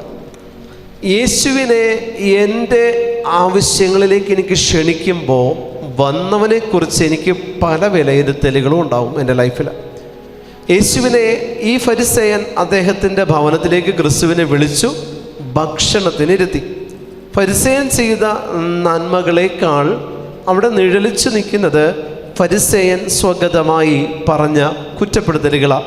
ഇവൾ ആരെന്നും ഏത് തരക്കാരിയാണെന്ന് ഇവൻ അറിഞ്ഞിരുന്നെങ്കിൽ തന്നെ സ്പർശിക്കാൻ ഇവളെ സമ്മതിക്കുമായിരുന്നോ? പ്രിയമുള്ള ദൈവജനമേ, ഇതാണ് യേശുവിനെക്കുറിച്ച് എനിക്കും നിങ്ങൾക്കുള്ള മനോഭാവം. അതായത് ക്രിസ്തുവിനെക്കുറിച്ച് നമ്മളുടെ ആവശ്യങ്ങളിലേക്ക് ക്രിസ്തുവിനെ ക്ഷണിക്കുമ്പോൾ നമ്മൾ അവന് ഇടുന്നൊരു മാർക്കുണ്ട്, നമ്മൾ അവന് ഇടുന്നൊരു വിലയുണ്ട്, നമ്മൾ കൊടുക്കുന്ന ഒരു വാല്യൂ ഉണ്ട്. ഇതനുസരിച്ച് മാത്രമേ അവനെ നമ്മുടെ ജീവിതത്തിലേക്ക് ക്ഷണിക്കുന്നുള്ളൂ. ഞാൻ ആഗ്രഹിച്ചത് കിട്ടണം, ഞാൻ പ്രതീക്ഷിക്കുന്നത് പോലെ നടക്കണം, ഞാൻ ഇഷ്ടപ്പെടുന്നത് പോലെ ഇവൻ പെരുമാറണം. ഇതാണ് യേശുവിനെ നമ്മളുടെ ആവശ്യങ്ങളിലേക്ക് ക്ഷണിക്കുന്നതും യേശുവിലേക്ക് നമ്മൾ കടന്നു ചെല്ലുന്നതും തമ്മിലുള്ള വ്യത്യാസം. പാപിനിയായ സ്ത്രീക്ക് കർത്താവിൻ്റെ അവസ്ഥകളെക്കുറിച്ച് അവൾ നോക്കുന്നില്ല, അവൾ അതേക്കുറിച്ച് ബോധേഡല്ല. അവളുടെ അവസ്ഥകളെക്കുറിച്ച് മാത്രമാണ് എന്താ പറയുക, കർത്താവിൻ്റെ മുൻപിൽ സങ്കടപ്പെടുന്നുള്ളൂ. യേശുവിൻ്റെ അടുത്തേക്ക് നമ്മൾ ചെല്ലുമ്പോൾ കർത്താവ് എന്നോട് എങ്ങനെ എന്നുള്ളത് നമ്മുടെ വിഷയമല്ല, ഞാൻ എൻ്റെ പാപ അവസ്ഥയോട് എങ്ങനെ എന്നുള്ളത് മാത്രമേ നോക്കുന്നുള്ളൂ. പാപിനി ക്രിസ്തുവിലേക്ക് ചെന്നപ്പോൾ അവൾ നോക്കിയത് അവളിലേക്ക് തന്നെയാണ്. അവളിലേക്ക് നോക്കിയപ്പോൾ യേശുവിനോടൊന്നും മിണ്ടാനുള്ള യോഗ്യത പോലും അവളിലില്ല എന്ന് നമ്മൾക്ക് മനസ്സിലായപ്പോൾ അവൾ കണ്ണുനീര് കൊണ്ടാണ് യേശുവിനോട് സംസാരിച്ചത്. അവളുടെ കണ്ണുനീര് കർത്താവിനോട് സംസാരിച്ചു. അവളുടെ തലമുടി കൊണ്ട് കർത്താവിൻ്റെ പാദം തുടച്ചു.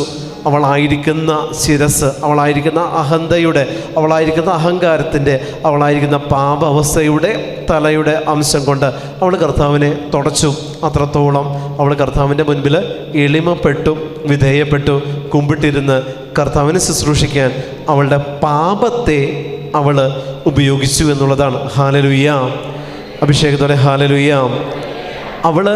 അവളുടെ കുറവുകളാണ് ആരാധനകളായിട്ട് ദൈവത്തിന് മുമ്പിൽ സമർപ്പിച്ച്. നമ്മളിതാണ് ചെയ്യാത്തത്. നമ്മുടെ കുറവുകളുണ്ടെങ്കിൽ നമ്മളൊരിക്കലും ദൈവത്തിൻ്റെ മുൻപിൽ എത്തില്ല. നമ്മൾ പറയും എനിക്ക് യോഗ്യതയില്ല എന്ന് പറഞ്ഞുകൊണ്ട് നമ്മൾ പിന്നോക്കം മാറും. നമ്മളെപ്പോഴും ദൈവത്തിൻ്റെ അടുത്തെത്താനായിട്ട് പിശാച് നമ്മൾക്ക് തരുന്ന പ്രേരണയും ഇത് തന്നെയാണ്. എനിക്ക് ദൈവത്തിൻ്റെ മുൻപിലെത്താൻ ഒരു യോഗ്യതയില്ല, കാരണം ഞാൻ പാപിയാണ്. അവൻ്റെ മുന്നിൽ പ്രാർത്ഥിക്കാനുള്ള ഒരു യോഗ്യത എനിക്കില്ല, കാരണം ഞാൻ പാപിയാണ്. പരിശുദ്ധ കുർബാന സ്വീകരിക്കാൻ ഒരു യോഗ്യത എനിക്കില്ല, കാരണം ഞാൻ പാപിയാണ്. ഇങ്ങനെ ഒരു തോട്ട്സ് നമ്മുടെ ഉള്ളിൽ തരും സാത്താൻ. എന്തിനു വേണ്ടിയിട്ടാണെന്നറിയോ? എളിമപ്പെടുത്താനല്ല, അവനിലേക്ക് ഒട്ടും പോവരുത് നീ, അതിനു വേണ്ടിയിട്ട്. പക്ഷേ ഇവിടെ പാപിനിയായ സ്ത്രീ അവളുടെ പാപ അവസ്ഥകൾ വെച്ച് അവൾ ദൈവത്തെ ആരാധിച്ചു. ദൈവത്തെ അവൾ സർവീസ് ചെയ്തു, ദൈവത്തിനെ അവൾ ശുശ്രൂഷിച്ചു എന്നുള്ളതാണ്. അവളുടെ പാപ അവസ്ഥകൾ വെച്ചിട്ടാണ് അവൾ ദൈവത്തെ ശുശ്രൂഷിക്കുന്നത്. നമ്മുടെ പാപ അവസ്ഥകൾ ആരാധനകളാക്കി മാറ്റാൻ പറ്റും എന്നുള്ളത് ഈ പാപിനി നമുക്ക് തുറന്നു കാട്ടിത്തരുന്നൊരു സന്ദേശമാണ് പ്രിയപ്പെട്ടവരെ. നമ്മുടെ പാപ അവസ്ഥകളെ ആരാധനകളാക്കി മാറ്റി ദൈവത്തിന് സമർപ്പിച്ചാൽ കർത്താവ് അത് ആഗ്രഹിക്കുന്ന ബലിയ, ഈശോ അത് ബലിയായിട്ട് നമ്മിൽ നിന്ന് സ്വീകരിക്കും. നമ്മുടെ പാപാവസ്ഥകളെക്കുറിച്ച് നമുക്ക് ചിന്തിച്ച് വ്യാകുലപ്പെട്ട ആയുസ് മുഴുവൻ തീർക്കാനും പറ്റും. ഈ പാപാവസ്ഥകൾ ദൈവത്തിൻ്റെ മുമ്പിൽ കണ്ണുനീരെന്ന് പറയുന്ന ആ ഒരു ആരാധനയായിട്ട് ദൈവത്തിന് സമർപ്പിക്കാനായിട്ട് നമുക്ക് പറ്റും. ഹല്ലേലൂയ, ഹല്ലേലൂയ, ഹല്ലേലൂയ. അവളുടെ തലമുറകളിലൂടെ കൈമാറ്റം ചെയ്യപ്പെട്ടു എന്നുള്ളൊരു സന്ദേശം കൂടെ അവളുടെ തലമുടി കൊണ്ട് തുടയ്ക്കുന്നതിന് പുറകിലുണ്ട്. തലമുറകളായിട്ടുള്ള പാപങ്ങളാണ് തലമുടികളായിട്ട് അവൾ കർത്താവിൻ്റെ പാദം തുടക്കാൻ ഉപയോഗിച്ചത്. പ്രിയമുള്ളവരെ, നമ്മുടെ ഉള്ളിൽ സാത്താൻ നമുക്ക് തരുന്നൊരു പ്രേരണ എന്താണെന്നറിയോ? നന്നായിട്ട് പ്രാർത്ഥിക്കണം എന്നൊരു പ്രേരണ സാത്താൻ തരും. നന്നായിട്ട് പ്രാർത്ഥിക്കണം, കൂടുതൽ പ്രാർത്ഥിക്കണം. പക്ഷേ പ്രാർത്ഥിക്കാൻ അവൻ സമ്മതിക്കില്ല. പക്ഷേ പ്രാർത്ഥിക്കണമെന്നൊരു പ്രേരണ തന്നുകൊണ്ടിരിക്കും. ദൈവമേ എന്നൊരു വിചാരം എപ്പോഴും നമ്മുടെ ഉള്ളിൽ തരികയും എന്നാൽ ദൈവത്തെ വിളിക്കാതിരിക്കുകയും ചെയ്യുന്നുണ്ടെങ്കിൽ അത് ദൈവത്തിൽ നിന്നല്ല, സാത്താനിൽ നിന്നാണ്. Hallelujah, hallelujah. ദൈവമേ എന്നൊരു വിചാരം നമ്മുടെ ഉള്ളിൽ തരികയും ചെയ്യും. എന്ത് ചെയ്യുമ്പോഴും ദൈവമേ എന്നൊരു വിചാരമുണ്ട്. പക്ഷെ ആ ദൈവമേ എന്നുള്ള വിചാരം കൊണ്ട് തെറ്റ് ചെയ്യാതിരിക്കുന്നില്ല, തെറ്റ് ചെയ്യും. ദൈവമേ എന്നുള്ള വിചാരം ഉണ്ടായിരിക്കെ പ്രാർത്ഥിക്കണമെന്ന് തോന്നത്തില്ല, പ്രാർത്ഥിക്കില്ല. പക്ഷെ ദൈവമേ എന്നൊരു വിചാരം എപ്പോഴും ഇങ്ങനെ ഉള്ളിൽ തരും. പ്രാർത്ഥിക്കണം, നീ പ്രാർത്ഥിക്കണം, നാളെ ഇത്രയും കൊന്ത ചെല്ലണം, നാളെ ഇത്രയും സമയം ഇരിക്കണം, നാളെ ഇങ്ങനെ ചെയ്യണം, നാളെ അങ്ങനെ ചെയ്യണം. ഇങ്ങനെ പ്രാർത്ഥിക്കാനുള്ളൊരു പ്രേരണ നമ്മുടെ ഉള്ളിൽ ഒരു ശ്രമം ഇട്ട് തരുന്നത് ഒരിക്കലും ദൈവാത്മാവല്ല. ഹല്ലേലൂയ. അത് ദൈവാത്മാവല്ല. ദൈവാത്മാവ് പ്രേരണ തരികയല്ല, പ്രാർത്ഥിപ്പിക്കുകയേ ചെയ്യുള്ളൂ. ഹല്ലേലൂയ. തീരുമാനമെടുത്ത് ഉറപ്പിച്ച് ചെയ്യേണ്ട ഒന്നല്ല പ്രാർത്ഥന. ഇപ്പോൾ പ്രാർത്ഥിക്കണം, ഇപ്പോൾ പ്രാർത്ഥിക്കണം. അത്തിവൃക്ഷത്തെ ക്രിസ്തു ശപിച്ചത് എന്തുകൊണ്ടാണ്? അവൻ ചെന്നപ്പോൾ അത് അത്തിവൃക്ഷത്തിൻ്റെ അത്തിപ്പഴങ്ങളുടെ കാലമല്ലാത്ത സമയത്ത് ക്രിസ്തു അവിടെ ചെന്നു. അവന് ആഗ്രഹം വന്നത് ആ അനവസരത്തിലാണ്. അത്തിപ്പഴം തിന്നണമെന്ന് അവൻ ആഗ്രഹം വന്നത് അനവസരത്തിൽ കർത്താവിന് ആഗ്രഹം വന്നു, അത്തിപ്പഴം വേണം, കിട്ടിയില്ല, അവൻ ശപിച്ചു. ഇതുപോലെ നമ്മൾ പ്രാർത്ഥിക്കണം എന്നുള്ള പ്രേരണ തന്നുകൊണ്ടിരിക്കുന്ന സാത്താൻ ഒരു അരൂപിയുണ്ട് നമ്മളിൽ പ്രവർത്തിക്കുന്നത്. നമ്മൾ വിചാരിക്കും, നമ്മളെ കൊണ്ട് അവൻ ചിന്തിപ്പിക്കും, ദൈവവിചാരം ഉണ്ടല്ലോ അത് മതി, പ്രാർത്ഥിച്ചില്ലെങ്കിലും കുഴപ്പമില്ല, പാപത്തിലേക്ക് പോകുന്നില്ലല്ലോ, ദൈവവിചാരത്തിലാണല്ലോ ഞാൻ നിൽക്കുന്നത് എന്നൊരു ചിന്ത നമ്മുടെ ഉള്ളിലിട്ട് തരുന്നത് ഒരിക്കലും ദൈവാത്മാവല്ല, സാത്താൻ അരൂപിയാണ്. ഇതിട്ട് തന്നിട്ട് അവൻ നമ്മളോട് പറയും, നീ എപ്പോഴും ദൈവത്തിൻ്റെ സന്നിധി തന്നെ ഉണ്ടല്ലോ, പ്രാർത്ഥിക്കണമെന്നുള്ള ചിന്തയുണ്ടല്ലോ, അപ്പോൾ കുഴപ്പമില്ല, ഈ ഒരു വിചാരം ഉണ്ടായാൽ മതി, ഈ ഒരു ചിന്ത ഉണ്ടായാൽ മതി. ഇങ്ങനെ ഒരു പ്രേരണ നിങ്ങളുടെയൊക്കെ ഉള്ളിലുണ്ടെങ്കിൽ ഓർത്തോ, അതും ഇത്തരത്തിൽ ഒരാന്തരിക മുറിവിൻ്റെ ഫലമായിട്ട് രൂപപ്പെട്ടതാണ് എന്നുള്ളത് മറക്കണ്ട. നമ്മൾ ചിന്തിക്കും, ഒരു സിനിമ കാണാം, 3 മണിക്കൂറുണ്ട്, കുഴപ്പമില്ല, പ്രാർത്ഥിക്കാം, അത് കഴിയുമ്പോൾ ഇത്ര കൊന്ത ചെല്ലിയിട്ട് ഞാൻ കിടക്കുകയുള്ളൂ. സിനിമ കാണുന്നത് ഭംഗിയായിട്ട് നിങ്ങൾ കംപ്ലീറ്റ് ചെയ്യും, അതിനുശേഷം എടുത്ത തീരുമാനമില്ലേ, അത് നടക്കില്ല. അപ്പോഴും നമ്മുടെ ഉള്ളിൽ തോന്നും, പ്രാർത്ഥിക്കുക എന്നുള്ളൊരു വിചാരമുണ്ടല്ലോ, എന്നിട്ട് ദൈവത്തോട് മാപ്പ് പറഞ്ഞ് നമ്മൾ പോയി നമ്മൾ അന്നത്തെ ജീവിതം അവസാനിപ്പിക്കും, അന്നത്തെ ഒരു ദിവസം തീർക്കും. അപ്പോഴും നമ്മുടെ ഉള്ളിൽ തോന്നുന്നത് എന്താ? ആ ഒരു വിചാരമുണ്ട്, ആ ഒരു ചിന്തയുണ്ട്. ഇത് തന്നെ മാതാപിതാക്കളെ നമ്മൾ അറിയിക്കും, ഭർത്താവിനെ അറിയിക്കും, ഭാര്യയെ അറിയിക്കും, ഞാൻ ഇങ്ങനെയാണ് തീരുമാനിച്ചിരിക്കുന്നത്. അപ്പോഴവരും നമ്മളെക്കുറിച്ച് ചിന്തിക്കുന്നത് എന്താ? ദൈവവിചാരമുള്ളവളാ, ദൈവവിചാരം ഉള്ളവനാ, പക്ഷേ ഈ വിചാരം തരുന്നത് ദൈവമല്ല എന്ന് മാത്രം. ഇത് സാത്താൻ്റെ കെണിയാണ്, ഇത് അവൻ ഒരുക്കിയിരിക്കുന്ന കെണിയാണ്. ഇത് നിന്നെ നിത്യനാശത്തിലേക്ക് എത്തിക്കാൻ വേണ്ടി അവൻ ഒരുക്കിയിരിക്കുന്ന കെണിയാണ്. കർത്താവ് ഒരിക്കലും തീരുമാനമെടുപ്പിച്ച് പ്രാർത്ഥിപ്പിക്കില്ല, അവൻ പ്രാർത്ഥിപ്പിക്കുകയേ ഉള്ളൂ. അവനിരുന്ന് പ്രാർത്ഥിക്കും. ദൈവവിചാരമുള്ളതും ദൈവം വസിക്കുന്നതും രണ്ടും രണ്ടാണ്.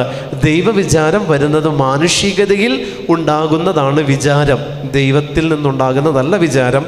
ദൈവത്തിൽ നിന്നുണ്ടാകുന്നത് ദൈവ അനുഭവമാണ്, അത് വ്യത്യാസമുണ്ട്. അതുകൊണ്ട് ദൈവാനുഭവമുള്ള വ്യക്തിയാണെങ്കിൽ തീരുമാനമെടുത്ത് സമയവും കാലവും കുറിക്കത്തില്ല, ഇരുന്ന് പ്രാർത്ഥിക്കും. ഇപ്പോൾ ഒരു ജപമാല ചൊല്ലാൻ സമയമുണ്ടോ? 5 മിനിറ്റ് കിട്ടിയോ? ജപമാല ചൊല്ലും. 5 മിനിറ്റ് കിട്ടിയാൽ ദൈവ വിചാരമുള്ളവൻ തീരുമാനമെടുക്കും. ഈ 5 മിനിറ്റ് കൊണ്ട് ചൊല്ലേണ്ട പ്രാർത്ഥനയ്ക്ക് പകരം 5 മിനിറ്റ് മുഴുവൻ തീരുമാനമെടുക്കാൻ മാറ്റിവെക്കും.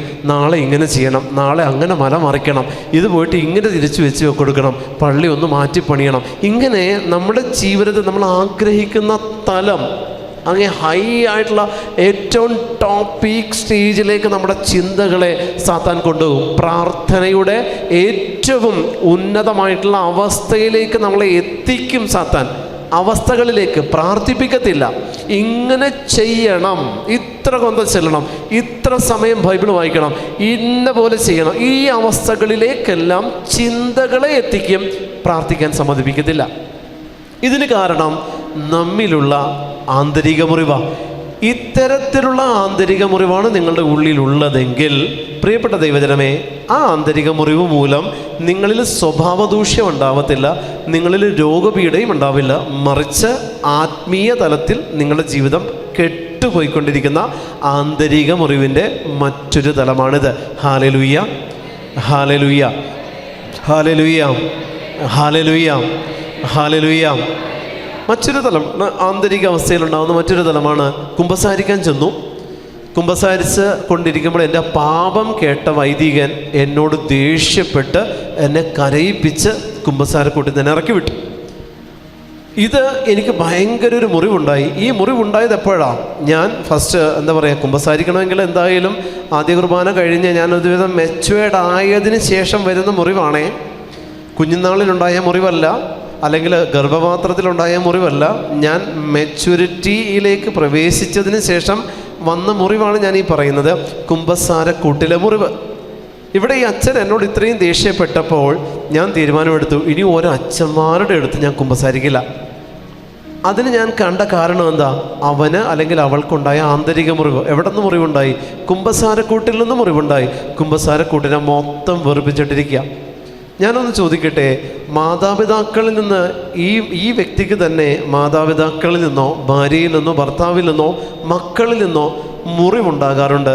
ഇവർ പക്ഷേ വീട്ടിൽ കയറാതിരിക്കുമോ? അവർ വീട്ടിൽ ചെല്ലും, വൈകിട്ട് അവർ വീട്ടിലെത്തും. ആ മുറിവ് അവിടെ പ്രശ്നമല്ല. കുമ്പസാരക്കൂട്ടിലെ മുറിവാണെങ്കിൽ പിന്നെ കുമ്പസാരക്കൂട്ടിലേക്ക് പോകത്തില്ല. ആ വൈദികരിൽ നിന്നുണ്ടായ മുറിവ് എല്ലാ വൈദികരോടും വെറുപ്പായിരിക്കും. പക്ഷേ മാതാപിതാക്കളിൽ നിന്നുണ്ടായ മുറിവിൽ ഒരു കുഴപ്പമില്ല. വൈകിട്ടാകുമ്പോൾ അമ്മ ചോറ് വിളമ്പിയില്ലെന്ന് ചോദിച്ച് നമ്മൾ തന്നെ ചെല്ലും. അവിടെ ആ മുറിവ് കുഴപ്പമില്ലെങ്കിൽ ഇവിടെ പ്രവർത്തിക്കുന്ന അരൂപി ഏതാ പ്രിയപ്പെട്ടവരെ? ആന്തരിക മുറിവെന്ന് ഇതിനെയൊക്കെ എങ്ങനെയാണ് വിളിക്കണേ? ഇതെങ്ങനെയാണ് ആന്തരിക മുറിവാകുന്നത്? ഇത് എക്സ്ക്യൂസ് അല്ലേ? ഇത് ശരിക്കും ഇതൊരു മുറിവല്ല, ഇതൊരു എക്സ്ക്യൂസാണ്. പ്രാർത്ഥനയിൽ നിന്ന് ഓടി ഒളിക്കാനുള്ള സാത്താൻ തന്നൊരു എക്സ്ക്യൂസാണത്. ഞാൻ ഇനി ദൈവത്തിലേക്ക് പോലെ ഞാൻ കുർബാനയിൽ കൂടില്ല, കുർബാനയിൽ കൂടിക്കൊണ്ടിരിക്കുമ്പോൾ ഇങ്ങനൊരു മുറിവുണ്ടായി, ഇനി കുർബാനയിൽ അറ്റൻഡ് ചെയ്യില്ല, ഞാൻ ബലി അർപ്പിക്കത്തില്ല, കാരണം ബലിയിൽ നിന്ന് എനിക്ക് മുറിവുണ്ടായി. ഇത് എക്സ്ക്യൂസാണ്, ഇത് ആന്തരിക മുറിവല്ല. ഹല്ലേലൂയ. ഇങ്ങനെ എക്സ്ക്യൂസുകളെ ആന്തരിക മുറിവുകളായിട്ട് ചുമന്നുകൊണ്ട് കിടക്കുന്ന കുറേ വർഗങ്ങളുണ്ട് നമുക്കിടയിൽ. ഒരിക്കലും ആന്തരിക മുറിവ് മെച്വേർഡ് ആയതിനു ശേഷം വരുന്നതല്ല. മെച്യൂരിറ്റിയിലേക്ക് നിങ്ങൾ വന്നതിന് ശേഷം പിന്നെ നിങ്ങൾക്കൊരു മുറിവ് എന്ന് പറയുന്നത് അസ്ഥാനത്താണ്. നിങ്ങൾക്കൊരു വിഷമം നേരിട്ടു എന്നുള്ളതിനപ്പുറത്തേക്ക് അതൊരിക്കലും മുറിവാകുന്നില്ല. മുറിവ് ഫോം ചെയ്യുന്നത് മെച്വേർഡ് ആകാത്ത, ഇന്നർ വൂണ്ട് ഫോം ചെയ്യുന്നത് മെച്വേർഡ് ആകാത്ത അവസ്ഥയിൽ മാത്രമായിരിക്കും.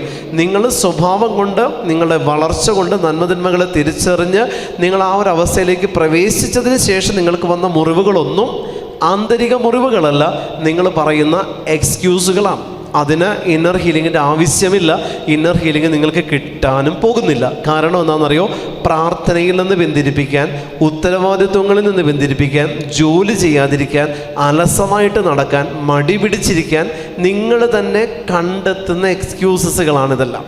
മെച്യൂരിറ്റിയിൽ നിങ്ങൾക്കുണ്ടാകുന്ന മുറിവുകളെല്ലാം നമ്മളുടെ തന്നെ ഒരു തരം കണ്ടെത്തലുകളാണ്. ഇതിങ്ങനെ ആയാൽ പിന്നെ പള്ളി പോകണ്ടല്ലോ, ഇതിങ്ങനെ പറഞ്ഞാൽ പിന്നെ കുമ്പസാരിക്കണ്ടല്ലോ, ഇതിങ്ങനെ പറഞ്ഞാൽ പിന്നെ ബലി അർപ്പിക്കണ്ടല്ലോ, ഇതിങ്ങനെ പറഞ്ഞാൽ പിന്നെ കുടുംബ പ്രാർത്ഥന ചെയ്യണ്ടല്ലോ. ഇങ്ങനെ പറഞ്ഞ് പ്രിയപ്പെട്ട ദൈവജനമേ, നമ്മൾ ഉത്തരവാദിത്വങ്ങളിൽ നിന്ന് നമ്മൾ പുറകോട്ട് പോകും. നമ്മളായിരിക്കുന്ന കമ്മ്യൂണിറ്റികൾ, നമ്മളായിരിക്കുന്ന ഭവനങ്ങളിലെല്ലാം ഇത്തരത്തിൽ ചില മുറിവുകൾ നമുക്ക് കിട്ടിക്കൊണ്ടിരിക്കുമ്പോൾ ചില വ്യക്തികളോട് നമുക്ക് ദേഷ്യം, ഭക്ഷണം വിളമ്പുന്ന സമയത്ത് അമ്മ ഭക്ഷണം എടുത്ത് ചിലപ്പോൾ അല്ലെങ്കിൽ അപ്പൻ ആരെങ്കിലും എടുത്ത് ഭക്ഷണം തട്ടിക്കളയുന്നു, പ്ലേറ്റ് എടുത്ത് തട്ടിക്കളയുന്നു. അപ്പോൾ ഭക്ഷണത്തിൽ നിന്നൊരു മുറിവ് കിട്ടി. പക്ഷെ ഭക്ഷണത്തെ വേണ്ടെന്ന് വയ്ക്കുമോ? ഇല്ല, അത് വീണ്ടും കഴിക്കും. ഭക്ഷണത്തോട് ദേഷ്യമില്ല, ഭക്ഷണത്തോടൊരു വെറുപ്പുമില്ല. ഒരു തരത്തിലും അവിടെ ഒരു മുറിവ് നിങ്ങളുടെ മനസ്സിൽ നിലനിൽക്കുന്നില്ല. എന്തുകൊണ്ടാണ്? അത് മുറിവല്ല എന്ന് നിങ്ങൾക്കറിയാം. അത് നിങ്ങൾക്കുണ്ടായ ഒരു വിഷമത മാത്രമാണ്. അത് നിങ്ങൾക്കുണ്ടായ വിഷമതയാണ്. പക്ഷേ ചില കാര്യങ്ങളിൽ ഈ വിഷമതകൾക്ക് നിങ്ങളൊരു എക്സ്ക്യൂസ് വെക്കും. എക്സ്ക്യൂസ് വെക്കുന്നതിന് വേണ്ടിയിട്ടാണെന്നറിയോ? പിന്നീട് എനിക്ക് മടി പിടിച്ചിരിക്കാൻ, പിന്നീട് എനിക്ക് ക്ഷീണമാണെന്ന് പറഞ്ഞിരിക്കാൻ, പിന്നീട് എൻ്റെ ഉത്തരവാദിത്വത്തിൽ എനിക്ക് പ്രവേശിക്കാതിരിക്കാൻ ഞാൻ പറയുന്ന എക്സ്ക്യൂസുകളാണിതെല്ലാം. Hallelujah, hallelujah. വലതുകരം ഉയർത്തിയെന്ന് പറഞ്ഞേ ഹല്ലേലൂയ. വിശ്വാസത്തോടെ പറയട്ടെ ഹല്ലേലൂയ. പ്രത്യാശയോടെ പറയട്ടെ ഹല്ലേലൂയ, ഹല്ലേലൂയ. ദൈവം നമുക്ക് തരുന്നതൊന്നും തോന്നലുകളല്ല. പ്രാർത്ഥിക്കണമെന്നുള്ള തോന്നൽ തരുന്നത് കർത്താവല്ല, സാത്താനാണ്. പ്രാർത്ഥിക്കാൻ നിന്നെ വിളിച്ചിരുത്തി പ്രാർത്ഥിപ്പിക്കുന്നതാണ് കർത്താവ്. പ്രാർത്ഥിച്ച് ഇന്ന രീതിയിൽ നേടിയെടുക്കണം എന്ന് തോന്നൽ തരുന്നതും സാത്താനാണ്. ദൈവം നിന്നെക്കൊണ്ട് പ്രാർത്ഥിപ്പിക്കത്തേ ഉള്ളൂ. തോന്നലും വിചാരവും ഒന്നും തന്ന് നിന്നെ ഇങ്ങനെ ഒരുക്കിക്കൊണ്ട് മരണം വരെ കൊണ്ടുപോകാൻ കർത്താവിന് പറ്റില്ല. വർഷങ്ങളായിട്ട് ചില തീരുമാനമെടുത്തുകൊണ്ടിരിക്കുക. നാളെ പ്രാർത്ഥിക്കണം, നാളെ പ്രാർത്ഥിക്കണം, ഒരു 3 മാസം കൊണ്ട് ബൈബിള് കംപ്ലീറ്റ് ചെയ്യണം. ഇത് വർഷങ്ങളായിട്ട് എടുക്കുന്ന തീരുമാനമാണ്. ഒന്നും നടക്കാൻ പോകുന്നില്ല. അവിടെ ഒരു സംഭവം നടക്കില്ല. കാര്യം എന്നറിയോ? തീരുമാനങ്ങൾ എടുക്കും, പുതുക്കും, എടുക്കും, പുതുക്കും, എടുക്കും, പുതുക്കും. പക്ഷേ പ്രവൃത്തിയിൽ തീരുമാനം ഫലവത്താകാത്തിടത്ത് ആ തീരുമാനം നിങ്ങളെ കൊണ്ടെടുപ്പിച്ചത് സാത്താനാ. ദൈവം ഒരു തീരുമാനവും നിങ്ങളെ കൊണ്ടെടുപ്പിക്കില്ല. അവൻ ചില പ്രത്യേക സാഹചര്യത്തിൽ നിന്നെ കൊണ്ടുപോയി പെടുത്തും. നീ പ്രാർത്ഥിക്കും, അതാണ് ദൈവം ചെയ്യുന്നത്. ചില പ്രത്യേക സിറ്റുവേഷനിലേക്ക് കർത്താവ് നിന്നെ കൊണ്ടുപോയി ഇടും. നീ പ്രാർത്ഥിക്കും, അവിടെ നീ തീരുമാനം എടുക്കില്ല. ഇന്ന് ക്യാൻസർ ആണെന്ന് ഡോക്ടർ പറഞ്ഞു, നീ നാളെ പ്രാർത്ഥിക്കാം, ക്യാൻസർ മാറാൻ പ്രാർത്ഥിക്കാം. ഒരു തീരുമാനം എടുക്കുകയല്ല, നീ നിന്ന് പ്രാർത്ഥിക്കുക. പിന്നെ അവിടെ ഒരു തീരുമാനത്തിനൊന്നും സ്ഥാനമില്ല. നിന്ന് പ്രാർത്ഥനയോട് പ്രാർത്ഥനയാണ്. കാരണം എന്താ? ഡോക്ടർ പറഞ്ഞു ക്യാൻസറാണ്. അപ്പോൾ ആ ഒരു അവസ്ഥയിലേക്ക് എന്നെ കൊണ്ടുചെന്ന് എത്തിച്ചാരാ? ദൈവമാ. കർത്താവിൻ്റെ പ്രവൃത്തികളെല്ലാം ഇത്തരത്തിലാണ്. നിന്നെക്കൊണ്ട് തീരുമാനം എടുപ്പിച്ചിട്ട് ബോർഡ് മീറ്റിംഗ് കൂടി പ്രാർത്ഥന സ്വീകരിക്കേണ്ട ആ ഗതികേട് കർത്താവിനില്ല. അവൻ അങ്ങനെ ഒരു ബോർഡ് മീറ്റിങ്ങിന് വേണ്ടിയിട്ട് നിന്നെ ക്ഷണിച്ചിരുത്തുകയില്ല. നീ എന്താ വിചാരിച്ചിരിക്കുന്നേ? നീയും നിൻ്റെ മാലാഖയും വിശുദ്ധരും കൂടി ഒരു ബോർഡ് മീറ്റിംഗ് കൂടി നാളെ പ്രാർത്ഥിക്കാമെന്നൊരു ഡിസ്കഷൻ കഴിഞ്ഞിട്ട് പ്രാർത്ഥിക്കാൻ, ആരാധനകൾ സമർപ്പിക്കാൻ തൃത്വം നിന്നെ കാത്തിരിക്കുമെന്നാണോ? അല്ല. നീ തീരുമാനമെടുക്കുന്നതിന് പകരം നീ പ്രാർത്ഥിക്കാനേ പാടുള്ളൂ. അവിടെ ഒരു ഇന്നർ ഹീലിങ്ങിനുള്ളൊരു സാധ്യതയുണ്ട് പ്രിയപ്പെട്ടവരെ. കാരണം പ്രാർത്ഥിക്കാൻ തുടങ്ങുന്ന വ്യക്തിയിൽ സാത്താൻ ഉടനടി വിട്ടുപോകും. തീരുമാനമെടുക്കുന്ന വ്യക്തിയിൽ സാത്താൻ പ്രവർത്തിക്കും. കാരണം ഈ തീരുമാനത്തിൽ നിന്ന് ഇവനെ പിന്തിരിപ്പിക്കാൻ സാത്താന് അവനിൽ അല്ലെങ്കിൽ അവളിൽ പ്രവർത്തിച്ചേ പറ്റുകയുള്ളൂ. പക്ഷേ ഇപ്പോൾ പ്രാർത്ഥിക്കാൻ തുടങ്ങുന്ന വ്യക്തിയാണെങ്കിൽ ഒരു തീരുമാനമില്ല. സഡൻലി നിങ്ങൾ പ്രാർത്ഥിക്കാൻ ജപമാല എടുക്കുകയാണ്. അവിടെ സാത്താന് നിലനിൽപ്പില്ല. കാരണം തടസ്സപ്പെടുത്താനുള്ള ആലോചനയ്ക്ക് പോലും നിങ്ങൾ അവനൊരു സ്വാധീനം കൊടുക്കുന്നില്ല. പകരം നിങ്ങൾ പ്രാർത്ഥിക്കാൻ തുടങ്ങി, അവൻ വിട്ടു മാറിയിട്ടുണ്ട്. തീരുമാനമെടുത്ത് നോക്കിക്കോ, അവൻ നിങ്ങളെ പിന്തിരിപ്പിക്കും, അവൻ നിങ്ങളെ പുറകോട്ട് വലിക്കും, അവൻ നിങ്ങളെ ആ തീരുമാനത്തിൽ നിന്ന് അതെങ്ങനെ നടത്താതിരിക്കാം എന്നുള്ള ഉദ്യമത്തിലേക്കാണ് പിന്നെ അവൻ്റെ ശ്രമം. അതുകൊണ്ട് പ്രിയപ്പെട്ടവരെ, പ്രാർത്ഥിക്കാനായിട്ട് നിങ്ങൾ ശ്രമിക്കരുത്, മറിച്ച് പ്രാർത്ഥിക്കാനേ പാടുള്ളൂ. Hallelujah, hallelujah. ഇവിടെ ഈ പാപിനിയായ സ്ത്രീ ക്ഷണിക്കപ്പെടാത്ത ഭവനത്തിലേക്ക് കടന്നു വന്ന് അവൾ ദൈവത്തെ ആരാധിച്ചത് അവളുടെ ക്വാളിറ്റി കൊണ്ടല്ല. അവനൊരു സിനഗോഗും പണിയിച്ചു കൊടുത്തിട്ടുമില്ല. അവളെ കൊണ്ട് അവനൊരു ഉപകാരവുമില്ല. അവളിൽ നിന്ന് അവന് കിട്ടിയത് പാപങ്ങളും പാപ സാഹചര്യങ്ങളും മാത്രമാണ്. അവളിലൂടെ എത്രയോ പേരെ അവൾ വഴിപഴപ്പിച്ചിട്ടുണ്ട്. എന്നിട്ടും അവളുടെ അയോഗ്യതകളൊന്നും യേശുവിനെ ആരാധിക്കാൻ തടസ്സമായില്ല. കാരണം അവൾ എടുത്തു പറഞ്ഞ് അവനെ ആരാധിച്ചത് അവളുടെ യോഗ്യതകളുടെ മികവ് പറഞ്ഞിട്ടല്ല, അവളുടെ അയോഗ്യതകളെ കണ്ണുനീരായി കൺവേർട്ട് ചെയ്ത് അത് ഒഴിച്ചവളുടെ പാദം കഴുകി ആ പാദം കഴുകലിനെ ആരാധനയായിട്ട് അവന് സമർപ്പിച്ചുകൊണ്ടാണ്. ഞാനും നിങ്ങളും അങ്ങനെയല്ല. നമ്മൾ ചെയ്ത മേന്മ പറയാനുള്ളതിനെയാണ് മുൻപേ എടുത്തു വയ്ക്കും, എന്നിട്ട് പ്രാർത്ഥിക്കും, പുറകെ നമ്മൾ ചെല്ലും. ഇതല്ല പ്രാർത്ഥന, ഇതല്ല പരിത്യാഗം. ഇവിടെ ഒരു ഇന്നർ ഹീലിങ്ങും നിങ്ങൾക്ക് കിട്ടാനും പോകുന്നില്ല. ദൈവത്തിൻ്റെ മുന്നിൽ മുട്ടുകുത്തിയിട്ടുണ്ടോ? മുട്ടുകുത്തുന്നത് അവൻ്റെ കാൽ ചുവട്ടിലാണ്. മുട്ടുകുത്തിയെടുത്തത് കാൽ ചുവട്ടിലാണെങ്കിൽ അത് സമർപ്പിക്കാനുള്ളതാണ്, നിന്നെ പൂർണ്ണമായും സമർപ്പിക്കാനുള്ളതാണ്. ചോദിക്കാനുള്ളതും വാങ്ങിക്കാനും വേണ്ടിയിട്ട് നമ്മൾ കാൽച്ചുവട്ടിൽ നിൽക്കില്ല. സമർപ്പിക്കാനേ നമ്മൾ കാൽച്ചുവട്ടിൽ മുട്ടുകുത്തുകയുള്ളൂ. അതുകൊണ്ട് സമർപ്പിക്കാനുള്ള ഉദ്ദേശത്തോടു കൂടെ പാപത്തിൻ്റെ അവസ്ഥകൾ സമർപ്പിച്ചുകൊണ്ട് ക്രിസ്തുവിൻ്റെ പാദാന്തികത്തിൽ മുട്ടുകുത്താൻ പാപിനിയോട് ചേർന്ന് നമുക്ക് സാധിക്കണം പ്രിയപ്പെട്ടവരെ. അവിടെയാണ് യഥാർത്ഥത്തിൽ ഒരു ഇന്നർ ഹീലിംഗ് നിങ്ങൾക്ക് പരിശുദ്ധാത്മാവ് തരികയുള്ളൂ. ആമേൻ. ഹല്ലേലൂയാ. വലതുകരം ഉയർത്തിയെന്ന് പറഞ്ഞേ ഹല്ലേലൂയാ. വിശ്വാസത്തോടെ ഹല്ലേലൂയാ. പ്രത്യാശയോടെ ഹല്ലേലൂയാ. ഹല്ലേലൂയാ. ഹല്ലേലൂയാ. ഹല്ലേലൂയാ. നമ്മൾ ഡിസിഷൻ എടുക്കരുത്. ദൈവത്തെ ഓർത്ത് തീരുമാനിക്കരുത്. പ്രാർത്ഥിക്കുക. തീരുമാനിക്കരുത്, പ്രാർത്ഥിച്ചോളണം. തീരുമാനിക്കാൻ നിൽക്കരുത്. ഒന്നും തീരുമാനിക്കരുത്, പ്രാർത്ഥിച്ചോളണം.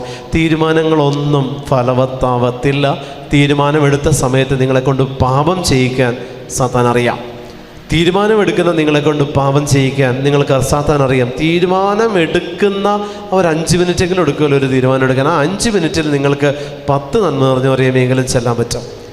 അതാണ് യേശു കർത്താവ് നിങ്ങളിൽ നിന്ന് സ്വീകരിക്കുന്ന, ആഗ്രഹിക്കുന്ന ആരാധന എന്ന് പറയുന്നത്. 5 മിനിറ്റ് കിട്ടിയാൽ യേശുവെ നന്ദി എന്നല്ലാതെ യേശുവെ ഞാൻ തീരുമാനിക്കുകയാണ് എന്നവനെ പറഞ്ഞ് ബോധ്യപ്പെടുത്താൻ നിങ്ങൾ നിൽക്കല്ലേ. അത് ദൈവത്തിൽ നിന്നല്ല, സാത്താനിൽ നിന്നാണ്. അത് നിങ്ങളുടെ പ്രാർത്ഥനാ ചൈതന്യത്തെ കെടുത്തിക്കളയുന്ന അരൂപിയാണ്. അതിന് പുറകെ നിങ്ങൾ പോകരുത്. ഹല്ലേലൂയ. അഭിഷേകത്തോടെ ഹല്ലേലൂയ. ഹല്ലേലൂയ. നമ്മൾ പ്രാർത്ഥിക്കുമ്പോൾ നമ്മളിലുള്ള ആന്തരിക മുറിവുകൾ സൗഖ്യമാക്കപ്പെടാൻ ഒരു പ്രാർത്ഥനാ രീതിയില്ല പ്രിയപ്പെട്ടവരെ. മറിച്ച് ആന്തരിക മുറിവ് നിന്നിലുണ്ടോ, നിൻ്റെ പ്രാർത്ഥനയുടെ ഒരു വിഹിതത്തെ അതിലേക്ക് ദൈവം സ്വീകരിക്കുകയാണ് ചെയ്യുന്നത്. നിൻ്റെ ഏതൊരു ആരാധനയുടേതും ഏതൊരു പ്രാർത്ഥനയുടേതും ഒരു വിഹിതത്തെ കർത്താവ് നിന്നിലുള്ള ആന്തരിക മുറിവിനെ സുഖപ്പെടുത്താൻ കർത്താവ് ഉപയോഗിക്കും. ഒരു വൈദികനിൽ നിന്ന് നിങ്ങൾക്കൊരു മുറിവേറ്റു, നിങ്ങൾ പള്ളിയെ ഉപേക്ഷിച്ചു. കുമ്പസാരക്കൂട്ടിൽ നിന്ന് നിങ്ങൾക്ക് മുറിവേറ്റു, നിങ്ങൾ കുമ്പസാരക്കൂട്ടിനെ എന്നേക്കുമായിട്ട് വെറുത്തു. ഏതെങ്കിലും ഒരു ധ്യാനിപ്പിക്കുന്ന വ്യക്തി പാപത്തിൽ വീണു, മൊത്തം ധ്യാനത്തെയും ധ്യാന ഗുരുക്കന്മാരെയും അടച്ചു പറഞ്ഞു. ഇവിടെ ഒന്നും നിങ്ങൾ ചെയ്തതിൽ ഒരു നന്മയും ഒരു തരത്തിലും അതിനോട് യോജിക്കാൻ പറ്റാത്ത കാര്യങ്ങളാണ്. കാരണം ഒരു വ്യക്തിയിൽ നിന്ന് കിട്ടുന്നതനുസരിച്ച് എൻ്റെ ആയുസ്സിനെ മുഴുവൻ ചേഞ്ച് ചെയ്യാനായിട്ട് ഒരു മുറിവിനും പറ്റില്ല എന്നുള്ളത് മനസ്സിലാക്കുക. ഒരു വ്യക്തിയിൽ നിന്ന് എന്തെങ്കിലും കിട്ടിയിട്ടുണ്ടെങ്കിൽ ആ വ്യക്തിയോട് മാത്രമേ എനിക്ക് എന്തെങ്കിലും തരത്തിലുള്ളൊരു ബുദ്ധിമുട്ട് തോന്നേണ്ടതുള്ളൂ. അതൊരിക്കലും ക്ഷമിക്കാൻ പറ്റാത്ത തലത്തിലേക്ക് ഉയർത്തപ്പെടുകയുമില്ല. ഹല്ലേലൂയ. അപ്പോൾ എൻ്റെ മുറിവുകൾ എൻ്റെ ക്രിയേറ്റിവിറ്റിയാണ്, ഞാൻ ഉണ്ടാക്കിയെടുത്തതാണ്. കാരണം ഈ മുറിവിൽ നിന്നാൽ എനിക്ക് പലതും ഒഴിവാക്കാൻ പറ്റും എന്ന് സാത്താൻ എന്നെ ബോധിപ്പിക്കുന്ന ചില മുറിവുകൾ, അത് എൻ്റെ പക്വത എത്തിയതിന് ശേഷം എനിക്ക് കിട്ടിയ മുറിവുകളാണ്. ഞാൻ പക്വത എത്തി പ്രായപൂർത്തിയായതിനു ശേഷം എൻ്റെ ജീവിതത്തിലേക്ക് വന്ന പല മുറിവുകളും ഇത്തരത്തിൽ നിലനിൽക്കാനുള്ള കാരണം ദൈവമല്ല, അത് ആന്തരിക മുറിവല്ല, മറിച്ച് അത് സാത്താൻ്റെ അരൂപിയാണ് നമ്മിൽ പ്രവർത്തിക്കുന്നത്. ഇത് നിലനിൽക്കാൻ സാധ്യത തുറന്നു തരുന്നത് സാത്താനാണ്, ദൈവാത്മാവല്ല. അത് നിങ്ങളെ നിത്യനാശത്തിലേക്ക് നയിക്കും. അതുകൊണ്ട് ഈശോയുടെ നാമത്തിൽ പറയട്ടെ, തീരുമാനമെടുക്കാൻ വരട്ടെ, പ്രാർത്ഥിക്കാൻ തുടങ്ങിയാൽ മതി. ഹല്ലേലൂയ. ഹല്ലേലൂയ. ഹല്ലേലൂയ. ഹല്ലേലൂയ. പ്രാർത്ഥിക്കാൻ തുടങ്ങ്, തീരുമാനമെടുക്കാൻ തുടങ്ങണ്ട. ഇവിടെ നിന്ന് പോകുമ്പോഴും നിങ്ങളൊരു തീരുമാനം എടുക്കണ്ട, ഈ ധ്യാനത്തിലും നിങ്ങൾ തീരുമാനമെടുക്കണ്ട. പക്ഷേ നിങ്ങൾ പ്രാർത്ഥിച്ചു തുടങ്ങുക. ഇപ്പോൾ ഒരു 5 മിനിറ്റ് കിട്ടി, പ്രാർത്ഥിക്കുക. നമ്മൾ 5 മിനിറ്റ് കിട്ടിയാൽ ആദ്യം ഫോൺ എടുക്കില്ലേ? കാര്യം എന്താ? അതിന് നമ്മുടെ ജീവിതത്തിലൊരു സ്ഥാനം ഉള്ളത് കൊണ്ടാണ്. ഈ ഒരു സ്ഥാനം, ആ ഫോണിൻ്റെ സ്ഥാനമെങ്കിലും ദൈവത്തിന് കൊടുത്താൽ നിങ്ങൾ 5 മിനിറ്റ് കിട്ടുമ്പോൾ ദൈവത്തെ അന്വേഷിക്കാനൊരു പ്രേരണ നിങ്ങളുടെ ഉള്ളിൽ തോന്നിച്ചോളും. അതല്ലെങ്കിൽ കർത്താവ് ഒരു സ്ഥാനത്തേക്ക് നിങ്ങളെ ഉയർത്തുന്നത് എങ്ങനെയാണെന്നറിയോ? ഒരു സഹനം തന്നുകൊണ്ടാണ്. ഹല്ലേലൂയ. ഹല്ലേലൂയ. ഈ സഹനം പലപ്പോഴും നമ്മൾക്ക് താങ്ങാൻ പറ്റാത്തതിനപ്പുറത്തേക്ക് ചില സഹനങ്ങൾ പോകും പ്രിയപ്പെട്ടവരെ. നമ്മൾ പിന്നീട് ദൈവത്തോട് മറുതലിച്ചിട്ട് ഒരു കാര്യവുമില്ല. കാരണം ചില സഹനങ്ങൾ അങ്ങനെയാണ്. ഞാൻ പറഞ്ഞില്ലേ, നിങ്ങൾ തീരുമാനം എടുത്തുകൊണ്ടിരിക്കുമ്പോൾ കർത്താവ് സഡൻലി നിങ്ങളെ കൊണ്ട് പ്രാർത്ഥിപ്പിക്കാനായിട്ട് ഉപയോഗിക്കുന്ന മാർഗമാണ് ദൈവം നിങ്ങളിൽ നിക്ഷേപിക്കുന്ന സഹനം. എല്ലാം തികഞ്ഞ് എന്താ പറയുക, നമ്മൾ പൂർണ്ണതയുടെ ആ ഒരു അവസ്ഥയിൽ നിൽക്കുമ്പോഴാണ് കർത്താവ് ഒരു സഹനവുമായിട്ട് നിൻ്റെ ജീവിതത്തിലേക്ക് കടന്നു വരുന്നതും ആ സഹനത്തിലൂടെ ഒരു വിടുതൽ കർത്താവ് നിനക്ക് തരുന്നതും നിന്നെക്കൊണ്ട് പ്രാർത്ഥിപ്പിക്കുന്നതും. അതുകൊണ്ട് യേശുവിൻ്റെ നാമത്തിൽ നിങ്ങൾ പ്രാർത്ഥിക്കുക, തീരുമാനമെടുക്കരുത്. പ്രാർത്ഥനയിൽ അഭിഷേകമുണ്ട്, പ്രാർത്ഥനയിൽ ദൈവം നിങ്ങൾക്ക് വിടുതൽ തരും, പ്രാർത്ഥനയിൽ ഒരു ഇന്നർ ഹീലിംഗ് നടക്കുന്നുണ്ട്, പ്രാർത്ഥനയിൽ ദൈവാത്മാവ് നിങ്ങളിൽ ഉജ്ജ്വലിച്ചു കൊണ്ടിരിക്കും. ഹല്ലേലൂയ, ഹല്ലേലൂയ, ഹല്ലേലൂയ, ഹല്ലേലൂയ, ഹല്ലേലൂയ, ഹല്ലേലൂയ. അപ്പം പറഞ്ഞുവൻ പ്രവാചകൻ ആണെങ്കിൽ തന്നെ സ്പർശിക്കുന്ന സ്ത്രീ ആരെന്നും ഏത് തരക്കാരിയെന്നും അറിയുമായിരുന്നു.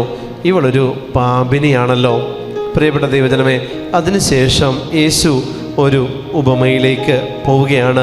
ഒരു ഉത്തമർണന് 2 കടക്കാരുണ്ട് എന്ന് പറയുന്ന ഒരു ഉപമയിലേക്ക് കർത്താവ് ആ ഒരു പാരബിള് ആ ഫരിസേയനോട് കർത്താവ് പറയുന്നുണ്ട്. കടത്തെക്കുറിച്ചുള്ള ഒരു ഉപമയാണ് കർത്താവ് അവിടെ പറയുന്നത്. പ്രിയമുള്ള ദൈവജനമേ, ഞാനും നിങ്ങളും ക്രിസ്തുവിൻ്റെ കടക്കാരാണ്. അതായത് കടം എന്ന് പറയുന്നത് വീട്ടി തീർക്കാനുള്ളതാണ് കടം. പ്രാർത്ഥിക്കാനുള്ള തീരുമാനമെടുക്കുന്ന വ്യക്തി കടമുള്ള വ്യക്തിയാണെങ്കിൽ പ്രാർത്ഥിക്കാനുള്ള തീരുമാനമെടുക്കുന്നു, പക്ഷെ പ്രാർത്ഥിക്കുന്നില്ലെങ്കിൽ ആ വ്യക്തിയുടെ ജീവിതത്തിൽ അദ്ദേഹത്തിൻ്റെ കടം ബാധ്യതയായിട്ട് മാറും. അതായത് കടബാധ്യതയാകും. Hallelujah, hallelujah. കടമുള്ള വ്യക്തി, ഇപ്പോൾ എനിക്കൊരു 50 ലക്ഷം കടമുണ്ട്, പക്ഷെ ഞാൻ പ്രാർത്ഥിക്കേണ്ട ആവശ്യമില്ല കടം മാറാൻ. കാരണം ഞാൻ എടുത്തു വെച്ചിരിക്കുന്നത് കടമല്ല, അതൊരു ലോൺ എടുത്ത് എനിക്ക് കടമായതാണ്. ഞാൻ ലോൺ എടുത്തു 50 ലക്ഷം, എന്നെ സംബന്ധിച്ച് അത് കടമാണ്, തിരിച്ചു കൊടുക്കണം. പക്ഷെ എൻ്റെ ജോലി കൊണ്ട് ഈ 50 ലക്ഷം മാസാമാസം എൻ്റെ അക്കൗണ്ടിൽ നിന്ന് കട്ടായി പോകുന്നുണ്ട്.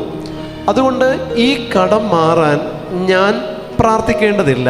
ഈ കടം എൻ്റെ അക്കൗണ്ടിൽ നിന്ന് ലോണായിട്ട് പോയിക്കൊണ്ടിരിക്കുന്നുണ്ട്, അത് മാസവും അടവ് അത് കട്ടായി പോകുന്നുണ്ട്. പക്ഷേ ഈ കടം ഞാൻ എടുത്തതിന് ശേഷം എനിക്കെൻ്റെ ജോലി നഷ്ടപ്പെട്ടു, തിരിച്ചടവ് മുടങ്ങിയപ്പോഴാണ് കടബാധ്യതയാകുന്നത്. Hallelujah, hallelujah. അങ്ങനെ വരുമ്പോഴുള്ളത് കടമല്ല, കടബാധ്യതയായി. കടത്തിന് വേണ്ടി നിങ്ങൾ പ്രാർത്ഥിക്കേണ്ട, കാരണം തിരിച്ചു കൊടുക്കാൻ നിങ്ങൾക്ക് സോഴ്സ് ഉണ്ട്. പക്ഷെ കടബാധ്യത വന്നാൽ നിങ്ങൾ പ്രാർത്ഥിക്കും, നിങ്ങൾക്ക് പ്രാർത്ഥിച്ചേ പറ്റുള്ളൂ. കാരണം തിരിച്ചടവിനുള്ള സോഴ്സ് ബ്ലോക്കായി, മുടങ്ങി. അതാണ് കടവും കടബാധ്യതയും തമ്മിലുള്ള വ്യത്യാസം. ക്രിസ്തുവിനോട് നമുക്കുണ്ടാകേണ്ടത് കടവും കടബാധ്യതയുമാണ്. അതായത് അതാണ് 21 പ്രഭാഷകൻ 21:1 മുതലുള്ള വാക്യങ്ങളിൽ പറയുന്നത്. പഴയ പാപത്തിൽ നിന്നുള്ള മോചനത്തിന് വേണ്ടി നീ പ്രാർത്ഥിക്കണം. ഹല്ലേലൂയ, ഹല്ലേലൂയ, ഹല്ലേലൂയ, ഹല്ലേലൂയ. പഴയ പാപത്തിൽ നിന്നുള്ള മോചനത്തിന് വേണ്ടി നീ പ്രാർത്ഥിക്കണം. ഇത് ബാധ്യതയാണ്.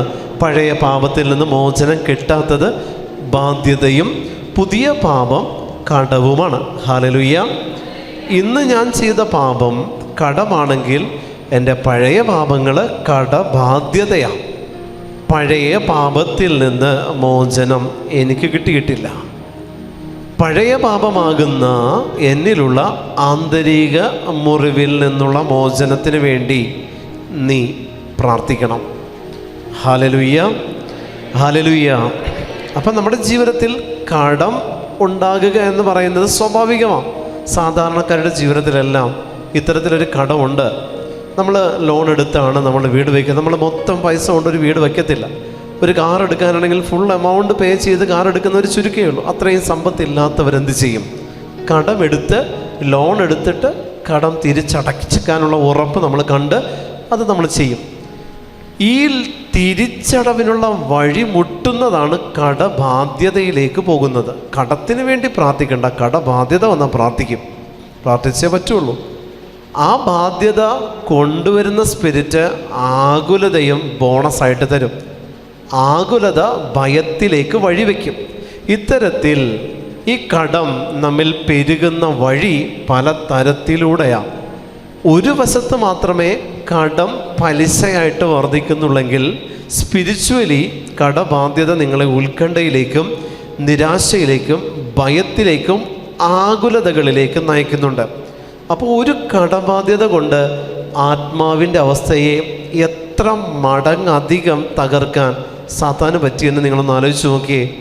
അപ്പോൾ നിങ്ങളെ കൊണ്ട് പ്രാർത്ഥിപ്പിക്കാൻ ദൈവം നിങ്ങളുടെ ജോലിയെ കർത്താവ് ഒന്ന് ബ്ലോക്ക് ചെയ്യാൻ തീരുമാനമെടുത്തു. നിങ്ങളെ കൊണ്ട് പ്രാർത്ഥിപ്പിക്കാൻ കർത്താവ് നിങ്ങളുടെ ആരോഗ്യം, ഇപ്പം സുഖമായിട്ടിരുന്ന് ഉറങ്ങുന്നില്ലേ, ആ ഉറക്കം അങ്ങോട്ട് നഷ്ടപ്പെടുത്താൻ കർത്താവ് ഒരു തീരുമാനമെടുത്തു. എന്നേക്കുമായിട്ട് ആ ഉറക്കം കെടുത്തുന്നൊരവസ്ഥയുണ്ട് പ്രിയപ്പെട്ടവരെ. അത് നിങ്ങൾക്ക് ചിന്തിക്കാൻ പറ്റില്ല. അങ്ങനെ അവസ്ഥയുള്ളവർ എന്നെ വിളിക്കാറുണ്ട്, ബ്രദറെ ഉറങ്ങിയിട്ട് ദിവസങ്ങളായി എനിക്ക് ഭ്രാന്തി പിടിക്കും എന്ന് പറയുന്നൊരവസ്ഥയിൽ എന്നെ വിളിച്ചവരുണ്ട്. കാര്യം എന്താണെന്നറിയോ? എന്നിട്ട് അവർ സ്ലീപ്പിംഗ് പിൽസ് എടുക്കും. ഈ സ്ലീപ്പിംഗ് പിൽസ് എടുത്തതിന് ശേഷം ഉറങ്ങാൻ പറ്റാത്ത അവസ്ഥയെന്ന് പറഞ്ഞാൽ അത് ഹൊറിബിളാണ്, നമുക്ക് ചിന്തിക്കാൻ പറ്റില്ല. അങ്ങനത്തെ ഒരു അവസ്ഥയുണ്ട്. അങ്ങനത്തെ ഒരു അവസ്ഥയിലേക്ക് ദൈവം നമ്മളെ വിടും. അല്ലെങ്കിൽ ഇപ്പോൾ ഞാൻ എല്ലാ കാര്യങ്ങളും രണ്ട് കാലിൽ എഴുന്നേറ്റ് നിന്ന് എന്താ പറയുക ആരോഗ്യത്തോടെ ചെയ്യുന്ന അവസ്ഥയാണ്. അപ്പോൾ എനിക്കുണ്ടാകുന്ന സ്വാഭാവികമായിട്ട് എന്നിലുണ്ടാകുന്നത് എന്താ? പ്രാർത്ഥിക്കാം, തീരുമാനങ്ങളാണ് ഞാൻ എടുക്കുന്നത്. പ്രാർത്ഥിക്കണം, പ്രാർത്ഥിക്കും, നാളെ ഉപവസിക്കണം, ഇങ്ങനെ പോയിക്കൊണ്ടിരിക്കും. പക്ഷേ ഇതേ ആരോഗ്യം നഷ്ടപ്പെട്ടു. എനിക്ക് രണ്ട് കാലിൽ എഴുന്നേറ്റ് നിൽക്കാൻ പറ്റാത്ത രീതിയിൽ എൻ്റെ ആരോഗ്യം പൂർണ്ണമായി ക്ഷയിച്ചു തുടങ്ങിയാൽ പിന്നെ ഞാൻ ഡിസിഷൻ എടുക്കുന്നില്ല, പ്രാർത്ഥന സ്റ്റാർട്ട് ചെയ്തു. അപ്പോൾ കടം നിങ്ങൾ വരുത്തി വെച്ചതാണെങ്കിൽ കടബാധ്യത കർത്താവ് വരുത്തി വയ്ക്കും നിൻ്റെ ജീവിതത്തിൽ. തിരിച്ചു വീട്ടാൻ പറ്റാത്ത രീതിയിൽ കടത്തെ ബാധ്യതയാക്കാൻ കർത്താവിനറിയാം. അതുകൊണ്ട് നിലവിലുള്ള പഴയ പാപത്തിൻ്റെ മോചനത്തിന് വേണ്ടി നിങ്ങൾ പ്രാർത്ഥിച്ചോ, അല്ലെങ്കിൽ കടബാധ്യത നിങ്ങളെ കാർന്നു തിന്നും. പ്രിയപ്പെട്ടവരെ, കാർന്നു തിന്നും. കടബാധ്യത എന്ന് പറയുന്നത് അരൂപിയുടെ പ്രവർത്തനമാണ്. ഞാൻ പറഞ്ഞില്ലേ, കടം കുഴപ്പമില്ലെന്നേ, തിരിച്ചടക്കാൻ പറ്റുമെന്ന് ഉറപ്പുണ്ടെങ്കിൽ കടം ഒരു വിഷയമല്ല. തിരിച്ചടഞ്ഞത് തീർന്നു പോയിക്കൊള്ളും. നമ്മൾ ജീവിക്കും ഒരു വശത്ത്, മറുവശത്ത് ഇതിങ്ങനെ കട്ടായി പോയിക്കൊണ്ടിരിക്കും, ഒരു പ്രശ്നമല്ല. പക്ഷെ തിരിച്ചടവിനുള്ള സോഴ്സ് ബ്ലോക്ക് ചെയ്യുന്നത് ദൈവത്തിൻ്റെ പദ്ധതിയാണെങ്കിൽ അവിടെ നീ പെട്ടുപോകും. അത് കടബാധ്യതയിലേക്ക് നിന്നെ നയിക്കും. പാപം കടമായിട്ട് നിലനിൽക്കാൻ അനുവദിക്കരുത്. ദൈവത്തിൻ്റെ മുൻപിൽ പാപം കടമായിട്ട്, അതായത് ഏറ്റു പറയാത്തതെല്ലാം ദൈവത്തിനുമുമ്പിൽ കടമാണ്. Hallelujah, hallelujah. ഏറ്റു പറയാതെ ഹോൾഡ് ചെയ്ത് വെച്ചിട്ടുണ്ടോ, ഇതെല്ലാം കടത്തിൻ്റെ ലിസ്റ്റിൽ പെടും. ഈ കടം നിൻ്റെ ജീവിതത്തിലൊരു ബാധ്യതയാക്കി ദൈവം മാറ്റും. ചിലത് ഏറ്റു പറയാതെ വെച്ചിരിക്കുന്ന പാപത്തിൻ്റെ മേഖലകൾ ബാധ്യതയാക്കി ദൈവം മാറ്റുന്നതാണ് ക്യാൻസർ പോലുള്ള മാരക രോഗങ്ങൾ, ജപ്തി ഭീഷണി പോലുള്ള കുടുംബ പ്രശ്നങ്ങൾ, ദാമ്പത്യത്തിലുണ്ടാകുന്ന വിള്ളലുകൾ പോലുള്ള പ്രശ്നങ്ങൾ, മക്കളിൽ ഉണ്ടാകുന്ന ഡ്രഗ് അഡിക്ഷൻ, അല്ലെങ്കിൽ മക്കൾ വഴിവിട്ട ജീവിതത്തിലേക്ക് പോകുന്നത്, മക്കൾ അവർക്കിഷ്ടമുള്ള വിവാഹബന്ധത്തിൽ ഏർപ്പെടുന്നത്, അവർ വിജാതീയരെ വിവാഹം കഴിക്കാൻ തീരുമാനം എടുക്കുന്നത്, ഇങ്ങനെയുള്ള അവസ്ഥകളിലേക്ക് പോയി ഒരു 7 തലമുറയ്ക്കുള്ള പാപം മക്കൾ വരുത്തി വയ്ക്കുന്ന തലത്തിലേക്ക് നമ്മുടെ മക്കൾ വഴിമാറിപ്പോകുന്ന അവസ്ഥ കൊണ്ടുവന്ന് വയ്ക്കും ബാധ്യതയിലേക്ക് വരുമ്പോൾ. അതുകൊണ്ട് ഈശോ നമ്മളോട് പറയുന്നു, കടമായി നിൽക്കുന്ന പാപം, അതായത് തിരിച്ചു കൊടുക്കേണ്ട, ഏറ്റു പറയേണ്ട പാപം നിങ്ങളുടെ ഉള്ളിലുണ്ടായിരിക്കെ അത് ഏറ്റു പറഞ്ഞില്ലെങ്കിൽ അത് ബാധ്യതയാക്കി മാറ്റാൻ തമ്പുരാൻ അറിയാം. അത് നീ താങ്ങില്ല എന്ന് ഈശോ ഈ സമൂഹത്തോട് പറയുന്നുണ്ട്. ഈ സമൂഹത്തോട് ഈശോ അതാ പറയുന്നത്, നിങ്ങൾ താങ്ങില്ല, നിങ്ങൾക്ക് താങ്ങാൻ പറ്റില്ല. ദൈവം ഒരു ബാധ്യത നിങ്ങളുടെ തലയിൽ കൊണ്ടുവന്ന് വെച്ചാൽ നിങ്ങൾക്കത് താങ്ങാനായിട്ട് സാധിക്കില്ല. ഇത് തന്നെയാണ് പാപിനി യേശുവിൻ്റെ കാൽ ചുവട്ടിൽ ചെയ്തത്. മറ്റൊന്നല്ല, അവളുടെ അയോഗ്യതകളെ കണ്ണുനീരാക്കി മാറ്റി. ആ കണ്ണുനീര് കൊണ്ട് ക്രിസ്തുവിനെ ആരാധിച്ചപ്പോൾ കർത്താവ് അവളിൽ സംപ്രീതനായി. നമ്മുടെ അയോഗ്യതകളാണ് നമ്മൾക്കുള്ള ഏറ്റവും വലിയ മൂലധനം. പ്രിയപ്പെട്ടവരെ, നമ്മുടെ ഏറ്റവും വലിയ മൂലധനം എന്ന് പറയുന്നത് നമ്മുടെ അയോഗ്യതകളാണ്, നമ്മുടെ കുറവാണ്, നമ്മുടെ പാപാവസ്ഥകളിലെ. അത് വെച്ചിട്ട് കർത്താവിൻ്റെ മുമ്പിൽ ക്ലെയിം ചെയ്യാൻ പറ്റും നമുക്ക്. അത് കണ്ണുനീരാക്കി മാറ്റിയാൽ കർത്താവിൻ്റെ പ്രീതി സമ്പാദിക്കാൻ പറ്റും. ഇത് വെച്ചിട്ട് ദൈവത്തിൽ നിന്ന് നിങ്ങൾക്ക് അഭിഷേകത്തെ സ്വീകരിക്കാൻ പറ്റും. ഇത് വെച്ചിട്ട് ദൈവത്തിൽ നിന്ന് നിങ്ങൾക്ക് കാര്യങ്ങൾ നേടിയെടുക്കാനും പറ്റും. ഹല്ലേലൂയ. അഭിഷേകത്തോടെ ഹല്ലേലൂയ, ഹല്ലേലൂയ, ഹല്ലേലൂയ, ഹല്ലേലൂയ, ഹല്ലേലൂയ, ഹല്ലേലൂയ, ഹല്ലേലൂയ, ഹല്ലേലൂയ, ഹല്ലേലൂയ, ഹല്ലേലൂയ. യേശു അവനോട് പറഞ്ഞു, ശിമയോനെ, എനിക്ക് നിന്നോടൊരു കാര്യം പറയാനുണ്ട്, ഗുരു അരുളി ചെയ്താലും എന്ന് അവൻ പറഞ്ഞു. ഒരു ഉത്തമർണന് 2 കടക്കാരുണ്ടായിരുന്നു. ഒരുവൻ 500 മറ്റവൻ 50 ദനാറ കടപ്പെട്ടിരുന്നു. വീട്ടാൻ കഴിവില്ലാത്തതുകൊണ്ട് ഇരുവർക്കും അവൻ ഇളച്ചു കൊടുത്തു. ആ 2 പേരിൽ ആരാണ് അവനെ കൂടുതൽ സ്നേഹിക്കുക? ശിമയോൻ മറുപടി പറഞ്ഞു, ആർക്ക് അവൻ കൂടുതൽ ഇളവ് ചെയ്തോ അവൻ എന്ന് ഞാൻ വിചാരിക്കുന്നു. അവൻ പറഞ്ഞു, നീ ശരിയായി തന്നെ വിധിച്ചു. അനന്തരം യേശു ആ സ്ത്രീയുടെ നേരെ തിരിഞ്ഞ് ശിമയോനോട് പറഞ്ഞു, നീ ഈ സ്ത്രീയെ കാണുന്നല്ലോ. ഞാൻ നിൻ്റെ വീട്ടിൽ വന്നു കാല് കഴുകുവാൻ നീ എനിക്ക് വെള്ളം തന്നില്ല. എന്നാൽ കണ്ണുനീര് കൊണ്ട് ഇവളെൻ്റെ കാലുകൾ കഴുകുകയും തലമുടി കൊണ്ട് അത് തുടയ്ക്കുകയും ചെയ്തു. നീ എനിക്ക് ചുംബനം തന്നില്ല. എന്നാൽ ഞാനിവിടെ പ്രവേശിച്ചതു മുതൽ എൻ്റെ പാദങ്ങൾ ചുംബിക്കുന്നതിൽ നിന്ന് ഇവൾ വിരമിച്ചിട്ടില്ല. നീ എൻ്റെ തലയിൽ തൈലം പൂശിയില്ല. ഇവളോ എൻ്റെ പാദങ്ങളിൽ സുഗന്ധ തൈലം പൂശിയിരിക്കുന്നു. അതിനാൽ ഞാൻ നിന്നോട് പറയുന്നു, ഇവളുടെ നിരവധിയായ പാപങ്ങൾ ക്ഷമിക്കപ്പെട്ടിരിക്കുന്നു. എന്തെന്നാൽ ഇവൾ അധികം സ്നേഹിച്ചു. ആരോട് അല്പം ക്ഷമിക്കപ്പെടുന്നുവോ അവൻ അല്പം സ്നേഹിക്കുന്നു. അവൻ അവളോട് പറഞ്ഞു, നിൻ്റെ പാപങ്ങൾ ക്ഷമിക്കപ്പെട്ടിരിക്കുന്നു. അവനോടുകൂടെ പന്തിയിലിരുന്നവർ പരസ്പരം പറയാൻ തുടങ്ങി, പാപങ്ങൾ ക്ഷമിക്കാൻ പോലും ചെയ്യുന്ന ഇവൻ ആരാണ്? അവൻ അവളോട് പറഞ്ഞു, നിൻ്റെ വിശ്വാസം നിന്നെ രക്ഷിച്ചിരിക്കുന്നു. സമാധാനത്തിൽ പോവുക. ഹല്ലേലൂയ. ഇവിടെ അവളെ രക്ഷിച്ചത് അവളുടെ വിശ്വാസം എന്താ? പാപത്തിലാണ് അവളുടെ വിശ്വാസം. ആ പാപ അവസ്ഥയിലാകുന്ന വിശ്വാസത്തിൽ നിന്ന് ആ വിശ്വാസത്തെ അവൾ വില കെട്ടതായി കാണാതെ അതിനെ അവൾ കൺവേർട്ട് ചെയ്തു. എന്തിലേക്ക്?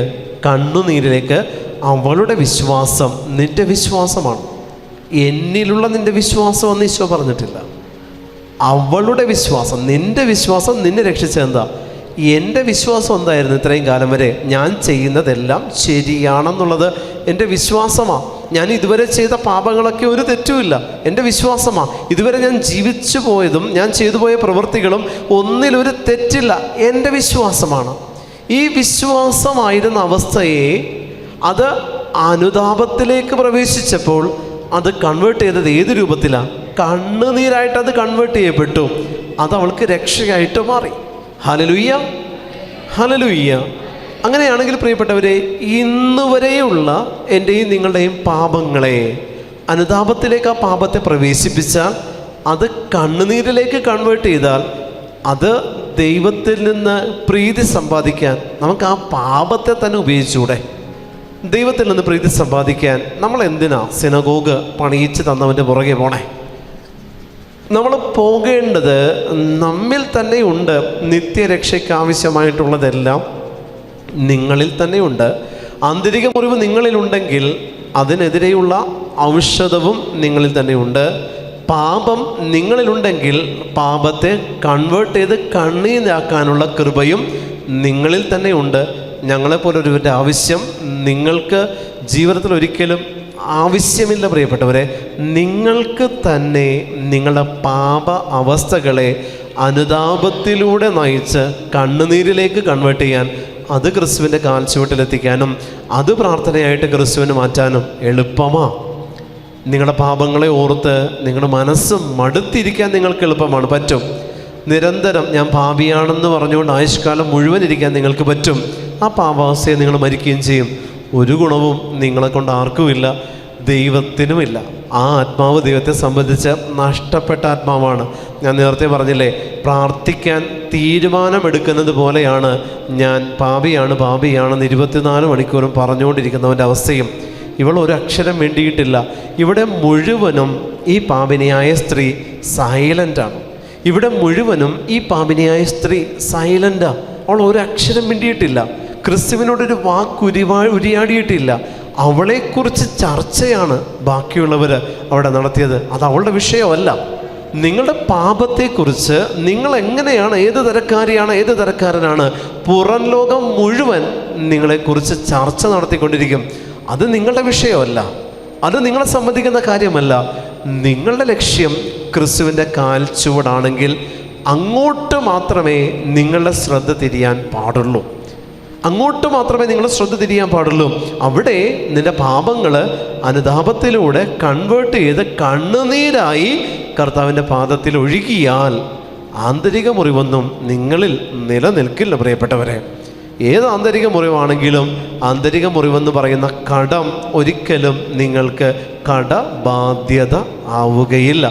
ആന്തരിക മുറിവെന്ന് പറയുന്ന കടം ബാധ്യതയാകുന്നത് എപ്പോഴാണെന്നറിയോ? ഈ കടത്തിൽ തന്നെ ഞാൻ നിലനിൽക്കുമ്പോഴാണ്.